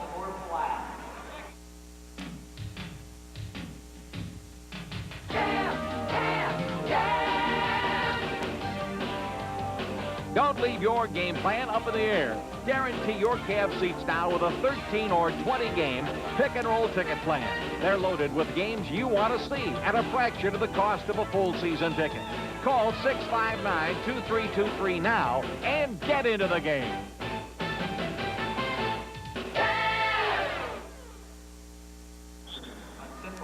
Welcome back, everyone. The Wings leading it by 1. They're on the power play. 9:12 left in the game. 1:22 on the man advantage. Long pass from Fox. Ward off the glass. James. He and Ward bumped shoulder to shoulder. Then Ward came and challenged Bernie James. Hey, these are guys who are neighbors in Seattle. They have a house right across the backyards from each other, former teammates with Cleveland and also with the Tacoma Stars. So that shows you, once the whistle blows, look out. All's fair in love and war. They consider this war. Here's Irvine across to Borja. Knocking it back to Morera. Less than 1 minute remaining in the penalty. 48 seconds of the power play. 8:35 left in the game. Crunch down by a goal at 4-3. Morera. All right, chasing at the top. Borja to Ward. Borja lifting. Morera. And he lifted out of play. That was a tough ball for him to control. Knew what he wanted to do, but it was easier said than done. And the Crunch will end up with the ball. And we'd like to announce tonight's winner of the Athletic Crunch spending the night tonight in Wichita, traveling tomorrow to Tacoma. Mike Snyder will have that game on the Crunch Network, flagship station WERE 1300 on your AM dial, so you can tune in to Mike tomorrow night and follow the Crunch on the road. Follow them on TV this year. 10 games. This is the first one here on Sports Channel. That one hit the clock, and they'll bring it back to the top of the red line. 8:14 to go. Power play still shows 26 seconds left. Benny Dargo having a workout tonight. Coincidentally, he and Mepham spent the off year in the real estate business. Benny still has his license. In fact, his wife also works in real estate. Benny told me he's got his license right now in escrow. Here's Ward with a shot, and that one goes up and out of play. Peter Ward, Cleveland fans will remember him, and they can see him on the 18th when the Wings come to town. But prior to that, on the 10th, tickets are available for that game when the Tacoma Stars with Chris Vaccaro and Ali Kazumani come to town. The Schmetzer brothers, all three of them, coming back. Apparently they are all now healthy. They've had some injury problems, especially last year. Headed up now to Mepham. Now looking for Marinaro. Marinaro forcing a bad pass. Borja will settle. Power play shows 12 seconds left. Wings on the attack with a 1-goal lead. Less than 8 minutes to go in regulation. Peter Ward, blocked by Dennis Mepham. That might kill the power play. King ready to come out. He's on. Crunch have killed off their 6th straight power play situation. Here's Borja. Now they must contain. Borja off the boards. All the way back, and now DeBrito will be there. Now is a difficult time. The team that's just killed a penalty, as we've seen before, they're vulnerable because the guys are tired. They've not had a chance to get off, and the bench right now for them is at the opposite end. And the wings with the ball will change, so they'll get fresh troops out there, whereas the Crunch can't change. Here's Rowe. Willen to Borja. Off the boards. Doesn't work from that time. Mepham toe poking it, and James will settle for Otto Orr. 7:05 to go. Regulation time. Crunch could use 1 to tie, 2 to win. They're down 4-3. Under 7 minutes here. Marhetic. His goal started it. Around the boards, and Orff was right there. His goal started the Crunch on their way to the 2-goal lead. His was the 2nd goal, and then Hoskeby scored his 2nd to give them a 3-1 lead, and that's been it, offensively speaking, for Cleveland. They've not had much of an offense here in the 2nd half. DeBrito to Willen. We're seeing a lot of good things, though, from the Crunch, and it is early in the year. But they've done a lot of things well here in the early going. Again, they're not your typical expansion team, though, are they? Sohn got it in front of the goalkeeper. Blocked by Mepham. Otto Orff, I thought maybe there should have been a foul called on Sohn. I thought he really got a good piece. Look at that. Shots on goal in the 3rd and now in the 4th. Add them up, folks. 12-2. By my count and by yours, I'm sure, as well. We've got an official's timeout, apparently, on the floor. So there are 6 minutes and 17 seconds still to play in the 4th quarter. And right now, the Wings of Wichita lead over Cleveland 4-3. You're watching Cleveland Crunch Soccer on Sports Channel.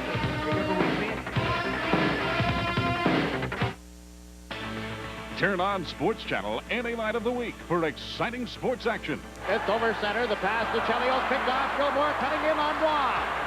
He scores! Witness excitement on ice with more than 50 NHL regular season games, plus unprecedented coverage of the Stanley Cup playoffs. It's a race, and Ismail is gone. Touchdown, Notre Dame. Follow the Notre Dame tradition with a full slate of Fighting Irish sports featuring top-ranked football and basketball. Climb into the ring every week with the Sports Channel Pro Boxing Tour. It's a knockout. Tune in to Sports Nightly for up-to-the-minute scores, highlights, and news before and after every event. And there's more, including the National Federation High School Game of the Week, daily thoroughbred racing, the Boston Marathon, professional tennis, top college basketball action, and international amateur events. Turn on Sports Channel for exciting sports. Here we see the last flurry around the Crunch goal. Is Chapman laying the ball back. A heavy shot here. Mepham takes it straight on the shoulder, chest area. Behind him is Otto Orff diving. He would have had it covered, but a lot of power on that shot. 4-3, Wichita leading at 6:17 left in the game. In regulation time, they go to overtime in the MISL if it's tied in regulation. But right now, the Crunch need 1. And really what they'd settle for, I think, is 1 good chance right now on Fearon. Can't score if you don't get the chances, and 2 shots in the last almost quarter and a half. Their last chance was a big-time chance that Fearon made the save on when Marhetic slotted the ball over to Marinaro, and he struck it with full force. But Fearon was able to get enough on it to steer it over the top. DeBrito up for Chapman. Dargle in there. Chapman won it off the boards. A big save for Orff off Peter Ward. Chapman using the boards very well there, but Otto Orff did not panic. He kept his position and still managed to get his foot on the ball. Pato from Charlie Green, and Willen took him down. Pato's upset that it's only a foul. That's a great foul if that's all that it is. It is really, because that was just as serious, or more serious really, because of where it happened, than the infraction that King was sent off for 2 minutes. Agree. I mean, Marhetic burns him here. He's by him, and there's the arm and the body. He's not playing the ball. He's only playing the man. Coming back live action, a couple of the Crunch players swung and missed at the ball in the box. That ball said, kick me, tying goal on it. Couldn't do it. Comes across to Willen. Marhetic. He stole that one. He was off. Here's Morera with a lot of room. Reversed it well to Willen. The shot blocked by Dargle. Sweeney must settle. And does. Coming back away from Peter Ward. Sweeney with some room.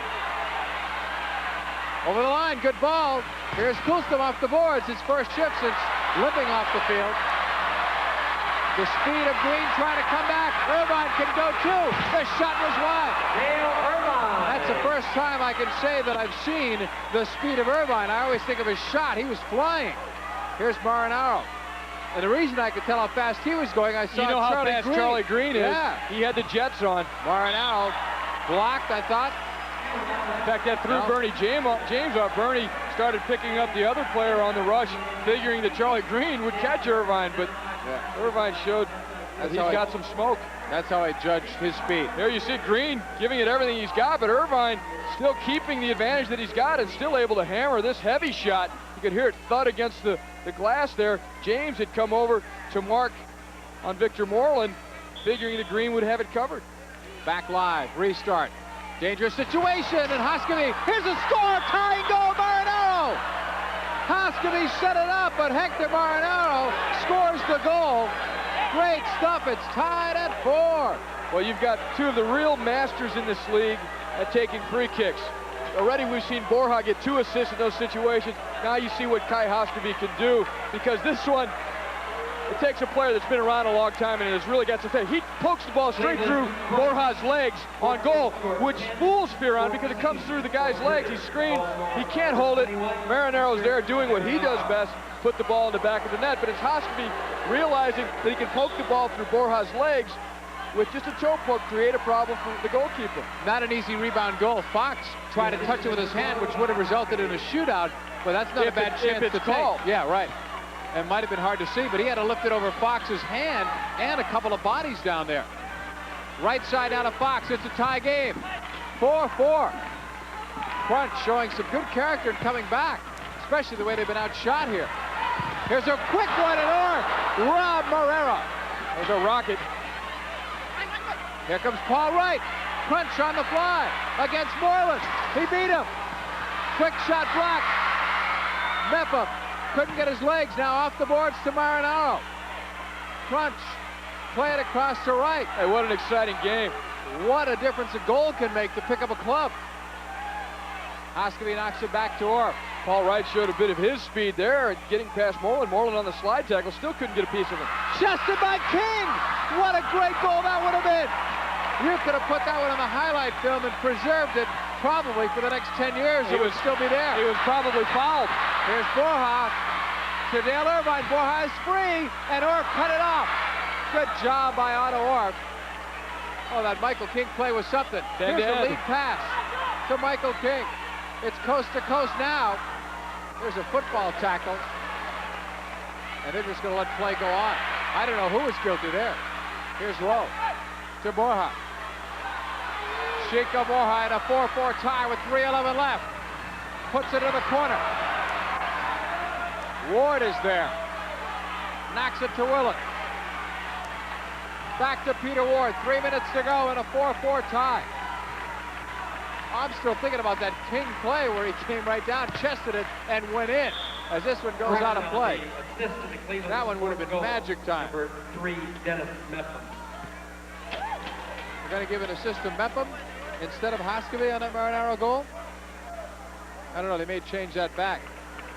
I don't want to cheat anybody out of an assist, but it looked like Hoskevy and off the boards. I didn't think Dennis got a piece, but I don't think so. There was a shot by Hoskevy on the toe poke. Here we see the latest action with King coming through. He brought it down so well, and he's really fouled by Fox there, which may have stopped him. I thought he was going for a diving header at the end there. Now to do that without getting a handball called against you is something. There's a normal tendency that ball is going to hit you, and sometimes it's not intentional, but you'll still have it called against you. He brought it down very well with his chest. He kept it in a shielded position where Fox really had to foul him to even get a piece of it, and he was able to come in on goal, just not quite connecting at the end. Psychologically, that was a big goal for Cleveland, and here's where Wichita could be vulnerable if the Crunch can attack them. Because the Wings were, 3 minutes away from a victory, and now they've got to claw back and try to get one here. There go Ward and James again. One of them may move out of the neighborhood. There's Marhetic. Chapman, full speed. Coolstrom, right side. Charlie Green knocking it back out. Marhetic. Oh, two crunch players collide. Coolstrom. And now it's Moreland. 2:04 to go. Long one. Marhetic came back to cover Chapman. Right side Irvine. Across, blocked by Coolstrom again. Marhetic lost his balance, still made the play. Off the boards, Sweeney, tough clear off his own player. Now Marhetic to Green. Confusion, and it helps the crunch. 3-on-2, now 3-on-3. Green off the boards, wanted Coolstrom, and there's the goalkeeper Fearon. Chapman. Less than a minute and a half to play. Chapman with a lot of room. The shot just wide. Andy Chapman with a bender. Crunch almost got burnt. They didn't close down. Fox to Moreland. Chapman off the boards. He wanted Irvine. Coolstrom is there. Irvine more aggressive. Won the ball. Moreland. A minute 7. Shot blocked by Hoskovy. Marinaro, good play off the boards. Another good play by Hoskovy to Sweeney. Less than a minute to go in regulation. Crunch are tied at 4 with Wichita. Hoskovy from Sweeney. High, level against the boards. They let play go on. And now it's whistle down. That's a late call, though. That's a late call. And now they're going to get the trainer, Bill and Jemmy, out there, apparently. Or he's already out there. They were pointing at the bench, and the trainer was already there. He's been doing wind sprints with the team. Yeah. Essie was giving a signal. It's okay for the trainer to go. The trainer's there. That's a late call, but I'll tell you what, if he doesn't call that, and you come back, I mean, you could hear the sound of that one. Hoskovy went down hard. Now, he also may be trying to draw a foul because from our angle, it's hard to see what happened. Maybe we'll see it better here. Sweeney tucks the ball across to Hoskovy. He tries to shove it past Morera and go, and Morera puts his hip into him. Now, where the ball is important, too, because a player is allowed to shield the ball if he's got it under control. In that case, it's Hoskovy just being shut off, and if he goes flying, it's really incidental contact. But, you know, Essie Bahamas at the opposite side may have had a better view than Frankwitz, who's trying to look down the boards where it's more congested. Kai, you know it's going to be winded here, because otherwise he'd be out in this kind of a situation. Here's Meppel. And maybe winded's not a good word. He might have been banged up a little bit as well, but he appears to be okay. Here's Ottawa. He was over that line, no 3 lines. Here's Green, that's a good distribution. Meppel, a drive. Out of play. Green did very well there to bring that long ball from Ottawa under control, under pressure, hold it enough until Meppel could come in support. Ork did a nice job. He made sure he was over that first red line. Charlie Green, making like a target player, did well. 36 seconds left, and it's 4-4. I think the Wings want a timeout, or they're pointing it. No, they're pointing the other way. Well, it's the Wings' ball. They would have had to call it. It's got to be a Wings timeout if it's not an official's timeout. They have possession of the ball. And there's a look at the Wings bench. Yeah, here's a time for Cleveland to really take advantage, because you know that the Wings are counting this in the victory column, or at least you think that they're counting it in the win column. And on the opposite side, for the Crunch, they're looking at a situation like they're losing the game. Now they've got really everything to gain and nothing to lose. They came back in this one. A tremendous effort by the Crunch, and really just about where Kai Hoskovy would want his team to be, playing very tight defense, keeping a game close, even though he's away from home. And the Crunch still looking for their first victory. Of course, they've not played at home yet. They've got this road trip before they come home on November 10th. So right now, a chance for them to really establish that they can contest on the road. It's so important.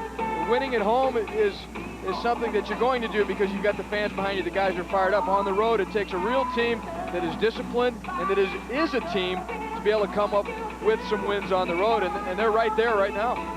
What a game, though, for the first telecast, right?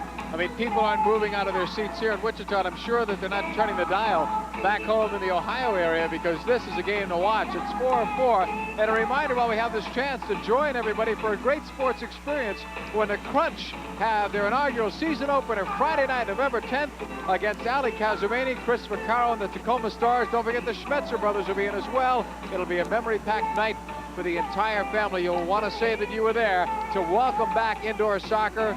Say thank you to George Hoffman, Stuart Lichter, Al Miller and company, and the minority partners in it as well, who have brought indoor soccer back to Cleveland. Hope to see you out there November 10th. 4-4 tie. We're back to the action, up to Irvine. 33 seconds left. Boha off the boards. Morera after it. Terry Rowe knocking it to the corner. Mepham gave it up off the boards to Morera. 20 seconds left. Fox. And you know what? I think he did that purposely, and it's not a bad idea. If that ball is deflected by Wright, he's gone. You're not going to catch Wright. Fox had very little else to do with it. If it could have stayed in play off the glass, that's a great play, but otherwise, I think he'll take that risk any day. 17 seconds. Otto Orff has had a workout tonight. I've been more impressed. They talked about his foot skills. I'm more impressed with his saves, the way he plays the angles, and the way he's thrown the ball long. And he'll play tomorrow night with P.J. Johns still suspended for those couple of games. He's also not been afraid to come out from his goal area to stop attacks and cutting off those long passes. Crunch season tickets still available for all seat locations. For more information, call the Crunch sales office. We'll give you those numbers, 349-2090 in Akron or in Cleveland. In Akron, it's a different number. Here's King. Michael King holding. Across, save made. Wright leaves it, and Kuzum shot it wide. That's it at the buzzer. How about if the Crunch won at the buzzer? Hey, they nearly took it right there. Well, it'll give me a chance to tell you again that Akron phone number is 535-KICK. And you might have gotten onto the phones right away if one of those shots had went in at the end. 4-4. We are going into sudden death overtime when we come back to Wichita. It ends at 4 in regulation.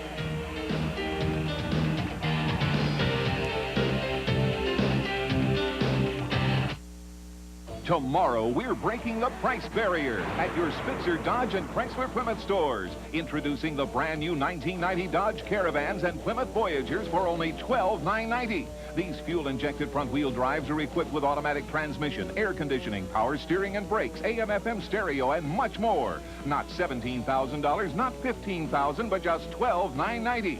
It's a one-time only introductory offer at your Spitzer Dodge and Chrysler Plymouth stores. Don't miss it. Some people say the press goes too far sometimes. Sorry, I don't think it's appropriate to comment at this time. Had they stopped here, you may never have known about Watergate. Or here, you may never have known if an issue concerned you. The committee approved all. Now you say the committee was involved, sir? No. To protect your right to be informed, I have nothing more to say. how far should the press go? To learn more about the Free Press, contact the First Amendment Center. Friday nights are high school nights on Sports Channel when we present the National Federation High School Game of the Week. Experience the pageantry and excitement as we present crosstown rivalries, the likes of which you've never seen before, as these kids put the pride of their school on the line. We'll bring you the best in football and continue year-long coverage of the best high school sports in America. Hockey, basketball, volleyball, and more. All live and exclusive when Sports Channel presents the National Federation High School Game of the Week. The Cavs are hot, and they're on Sports Channel.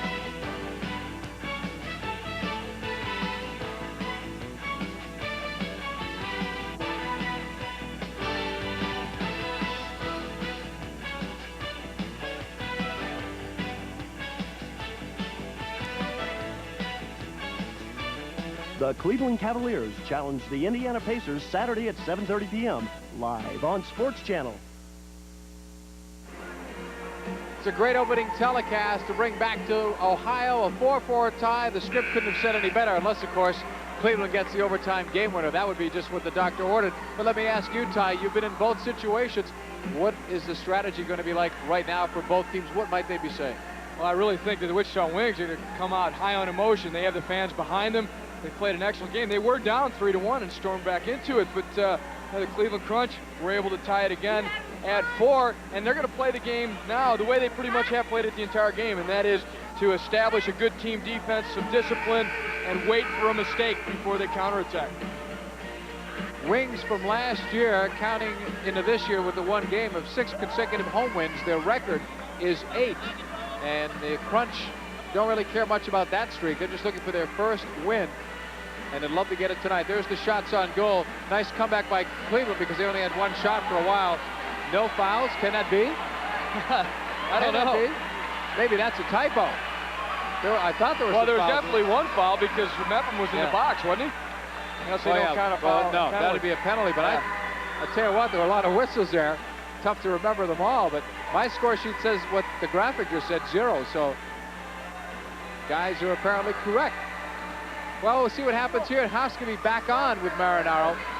Coolston, James, and Sweeney. That's an offensive unit as the Crunch could put out. Here's the lead one for Marinaro. Moreland knocking it down. First overtime game of the year for either club. Cleveland lost last week to Baltimore in regulation, and Wichita won theirs before theirs went into overtime by just a goal. Restart for Hoskeby. And here is where he is so dangerous. He's already proven that twice tonight. They talk about it here, and then they go into action. Marinaro over the ball. Now Hoskeby sends it around the boards. A spinner saved by Ferron, and you can see what Hoskeby is trying to do. Get that spin off the goalkeeper's hands and a rebound. And Sweeney arrived there just at the right time. He just couldn't get his leg out far enough. I didn't miss by much. In the corner, Moreira wanted to bang it off the glass and keep it in, but it goes out. So Otto Orff should be able to put that ball back in play. Well, Hoskeby may get more minutes the longer this game goes on in overtime, because this is a game that they sense they can win right now. So you got to forget about tomorrow night's game and play this like it's 15 minutes. It's there to be won. Otto Orff will be putting it back in play.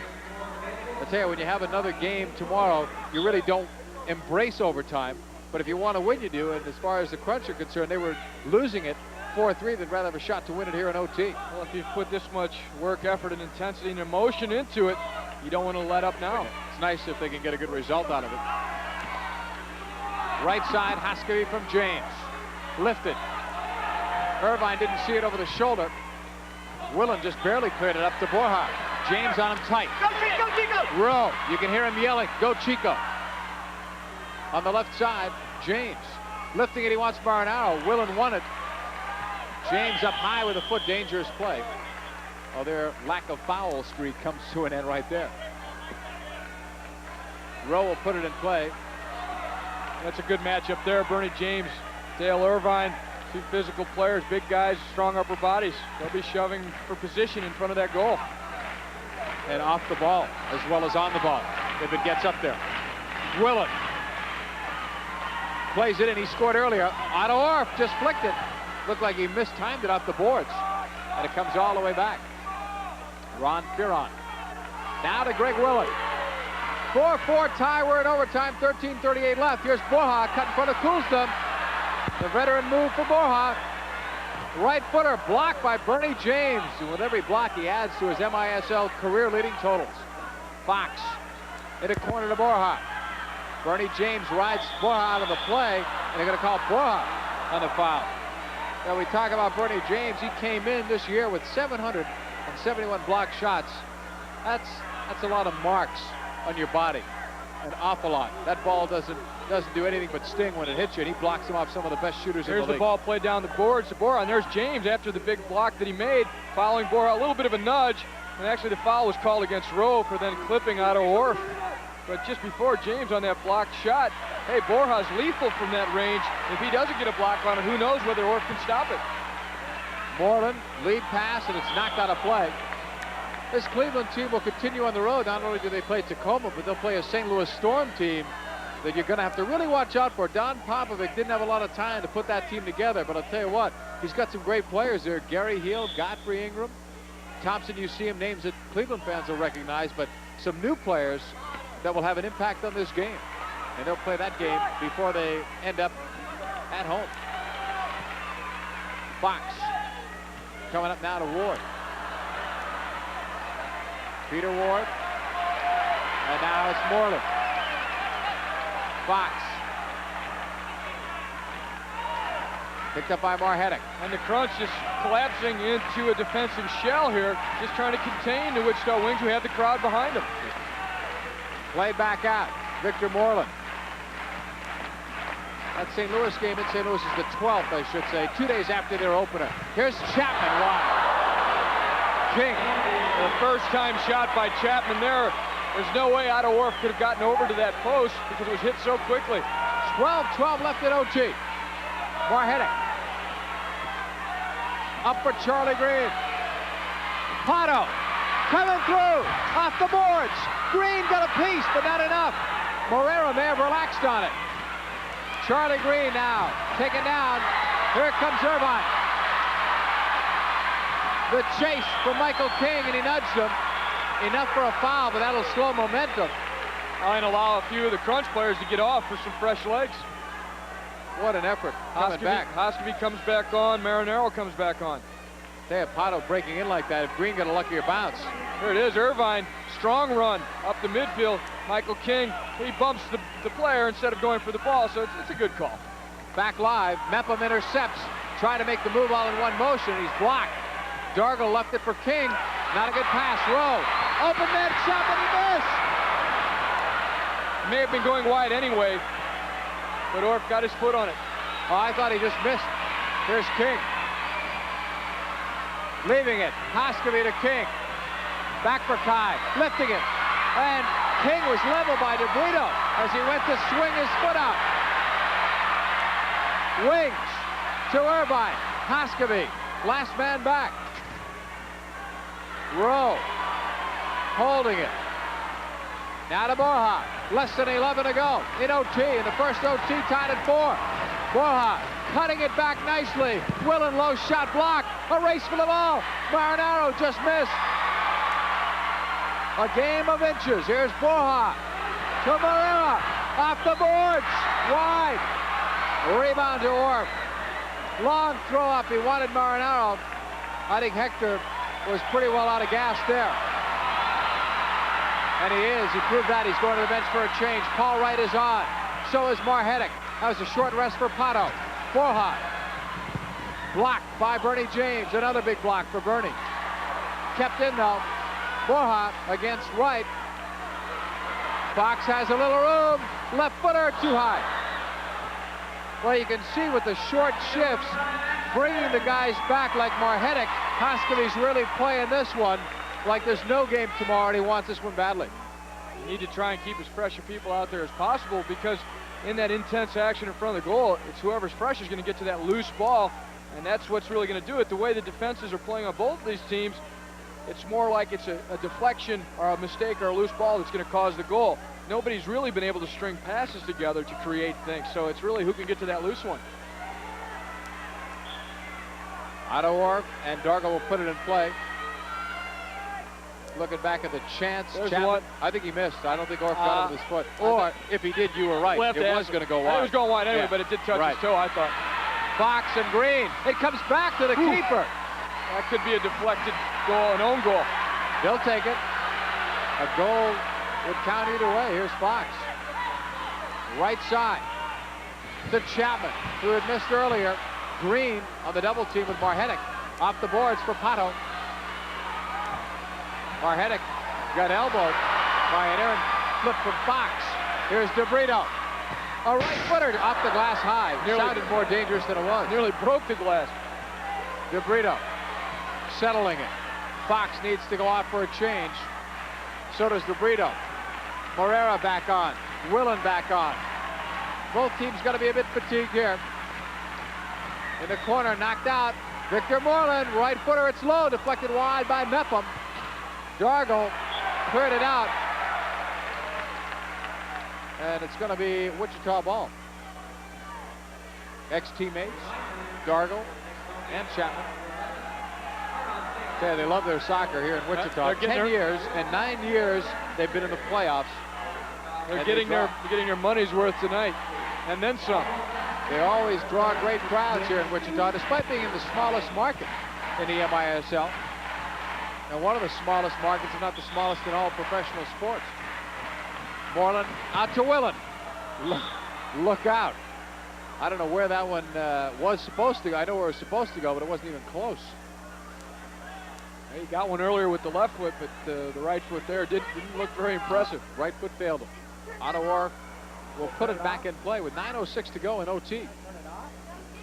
And it's going to be Orff with Dargle out there and Mepham, and we'll see what Cleveland comes out with. Sweeney's on. Marinaro is on. We're waiting for one more player to come out. No, Hoskeby. I couldn't see him along the glass. I was going to say I thought Kai might come out, but there he is along the near glass. 4-4, sudden death overtime. Otto Orff. Also known as sudden victory. I still don't like that. I'm from the old school. It's still sudden death to me. Here's Mepham. Back to Otto Orff. Hoskeby.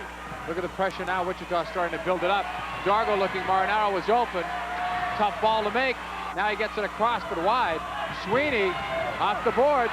Marinaro didn't read him. Dargo, great sweep tackle to win the ball. Benny Dargle sacrificed the body with a great tackle. He definitely left some skin on that AstroTurf. He misses there. He's out of the play, and they're gone down the wing. He had it pretty well measured and came up with it. Came up with the ball and also stood up very quickly. And this is a guy that missed all of last year. Marinaro and Hoskeby. Knocked away, but Bernie James is there. To Mepham. Lifting it for Hoskeby. Sohn got in the way. Now to Marrera. 8:05 in sudden death overtime. Off the boards. Did they have too many men? They did. I heard a whistle. A whistle sounded. Where did it come from? From the third official. And he is allowed to call that one. They were both on, and then they both went off. Let's listen and hope the language is clean.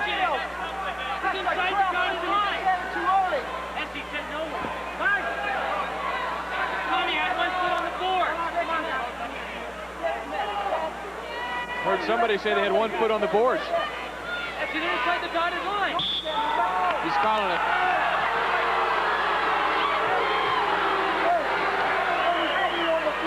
That's a tough penalty to take, and one that as a coach you've got to be very upset about. Well, the worst part is that the ball is right there, so all attention is right there. And sure. It's very obvious. We've seen ones that were much worse and then not get called because maybe the ball is in another area of the field. They called that one pretty tightly. Yeah. Did you see it? I saw it. They both jumped on. Actually, they both were going for the ball just for an instant, and they both realized that there was an extra man, and they both jumped off. I agree. I agree with you. The ball was there, and that's what does it. Yeah. Let's look. Well, here they are. The door's open. He's about to go for the ball. Then he sees that Borja's already stepped on, and then he goes to step off. So it's Sohn and Borja. We're both playing that ball for a moment, just for an instant. And you're right. If the ball's not there, it would not be called. No. But right there, he had to. Or at least, in our opinion, he had to. I don't think Terry Nichols is going to agree with that, and that's one of the things you can argue about. If number 10, Tom Sohn, sees Borja earlier, he goes straight off. He sees that Borja's going to have the ball, but he doesn't see it. He's already going for the ball when Borja steps on to take it, and that's the instant when they're caught. Yeah. Playing with your body maybe more than with your mind at that point. You see the ball, overtime, 4-4 tie. That's the kind of game that it's been. Yeah. Well, what can the Crunch do on the power play tonight? They had, what, one chance, I believe, earlier, and did not score. Didn't have any chances against Baltimore. What a way to get the power play in shape. And they've got Marinaro and Marhetic at the points. Lukic, Keith, and Hoskeby. So they've got 2 players up top that appear to be able to hold the ball. We'll see what happens now. In overtime. Sudden death power play. Marhetic on the illegal change there. Too many men on the field. 2 minutes. Hoskeby out to Marhetic. Pato holding. Right side. Hoskeby brings it back. Blocked by Tom Sohn. Heads it forward. Marhetic is there. 137 on the man advantage. A little hedging by Terry Nickel, too. He's got Chapman in the box, hoping that maybe he can get him on a breakaway when he comes out, because Chapman's very good in the one-on-one with the goalkeeper. Lukic, tough ball to handle, but he did it. Marhetic to Hoskeby. Couple of goals and an assist for Kai. Keith was tripped by Rowe. That was close to 2 minutes, too, but that would be a real gutsy call here. Not when they're already a man down. Yeah. If they're even, they might see it. Yeah. Well, like I said, it would have been gutsy. Tell you what, if Keith could have made that turn and not... It was a nice turn, too. He had Rowe beat, which is why Rowe had to foul him. He played here in the Bud Showcase this past summer. #1 pick, here's Marinaro. Blocked, out to Marhetic. Holding it, back to Marinaro. Right side boards, it's Hoskevy. Lukic, Marinaro, free shot, and upstairs it goes. That's what they want to get if they can have it. 9 times out of 10, his shot's going to be on net, at least if it doesn't go in. All right, in the crunch, we'll throw on a couple more defensive-minded players to win this ball back and then throw the full power play unit directly back on as soon as possible. Stewart Jump handling things on the bench. We told you earlier he and Joe Raduca are the assistant coaches. Joe at the home games having more input there. They traveled one assistant here, and Stewart Jump, a former MISL player and NASL player. Well, Joe Raduca has also been brought on to help develop the reserve squad and the young players. He's had some experience doing that, so that's his main duty, is to train the younger group, the reserve players. And I read where one of the young players they signed was Herb Haller Jr. His dad used to coach in the American Soccer League, the Cleveland Cobras. That goes back a bit, but Herb Haller played for Indiana and was a very good college player. Raduca will be in charge of the developmental team. Lead pass the other way. On a warp after it, so is Mepham. Played right back. 7:04 in OT. The first overtime. Power play still on for a minute. Marinaro waits as the Crunch were changing. And now Orr to Marhetic. The game right here in the Crunch's hands. They could win it on the power play, or it could be a turning point if the Wings kill it. Marhetic to Marinaro. Pressure by the Wings. Rowe. It's a good penalty killing unit. Has been for the last couple of years, #2 in the league last year. Headed to Hoskevy. A whistle sounded. No, a whistle sounded a long time ago in the handball.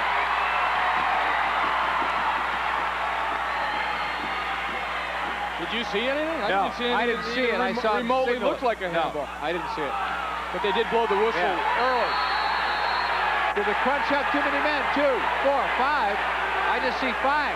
I saw the door open. I didn't see anybody out. I saw the door shut very quickly. Yeah, they called it.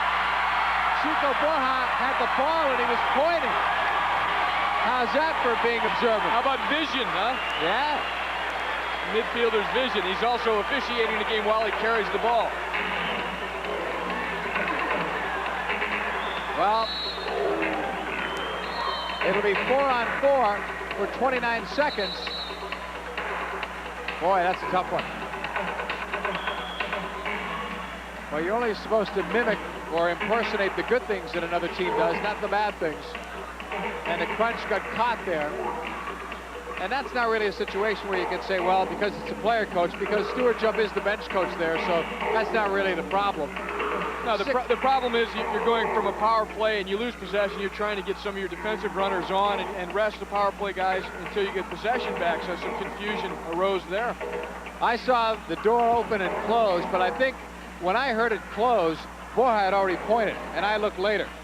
And I saw that, so I figured he must have seen somebody out there. Want to remind everybody that this Sunday from 1 to 3, you can meet Crunch players P.J. Johns and Charlie Green at the Cleveland Crunch booth. That's at Chapel Hill Mall in Akron.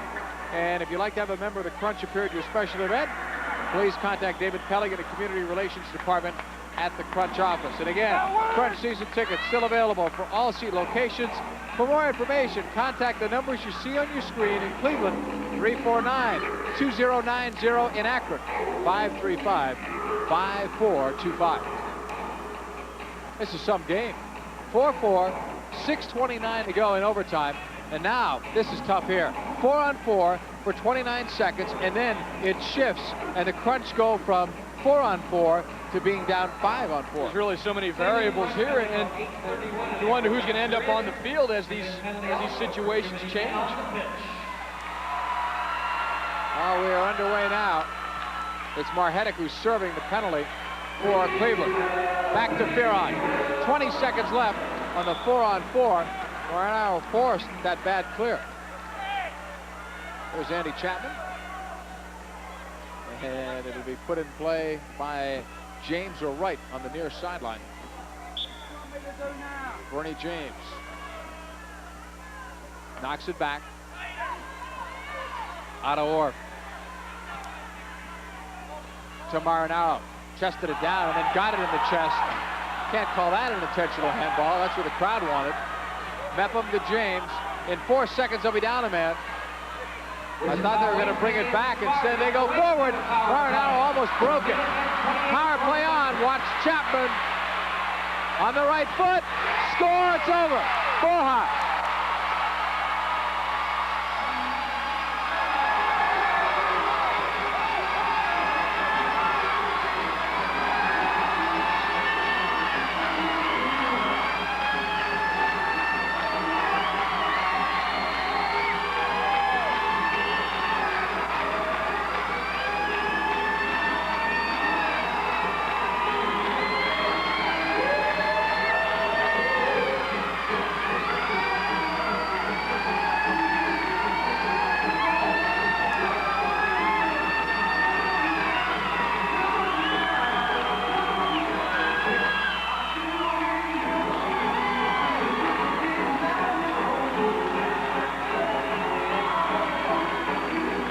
Not in the cards tonight, folks, apparently for the Cleveland Crunch.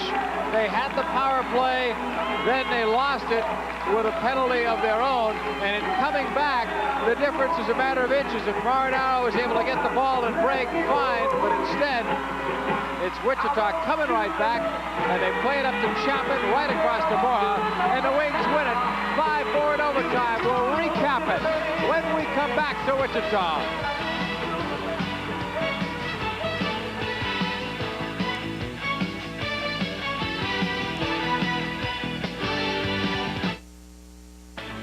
Turn on Sports Channel any night of the week for exciting sports action. It's over center. The pass to Chelios picked off. Gilmore Cunningham on one. He scores! Witness excitement on ice with more than 50 NHL regular season games, plus unprecedented coverage of the Stanley Cup playoffs. It's a race, and Ismail is gone. Touchdown, Notre Dame. Follow the Notre Dame tradition with a full slate of Fighting Irish sports featuring top-ranked football and basketball. Climb into the ring every week with the Sports Channel Pro Boxing Tour. It's a knockout. Tune in to Sports Nightly for up-to-the-minute scores, highlights, and news before and after every event. And there's more, including the National Federation High School Game of the Week, daily thoroughbred racing, the Boston Marathon, professional tennis, top college basketball action, and international amateur events. Turn on Sports Channel for exciting sports.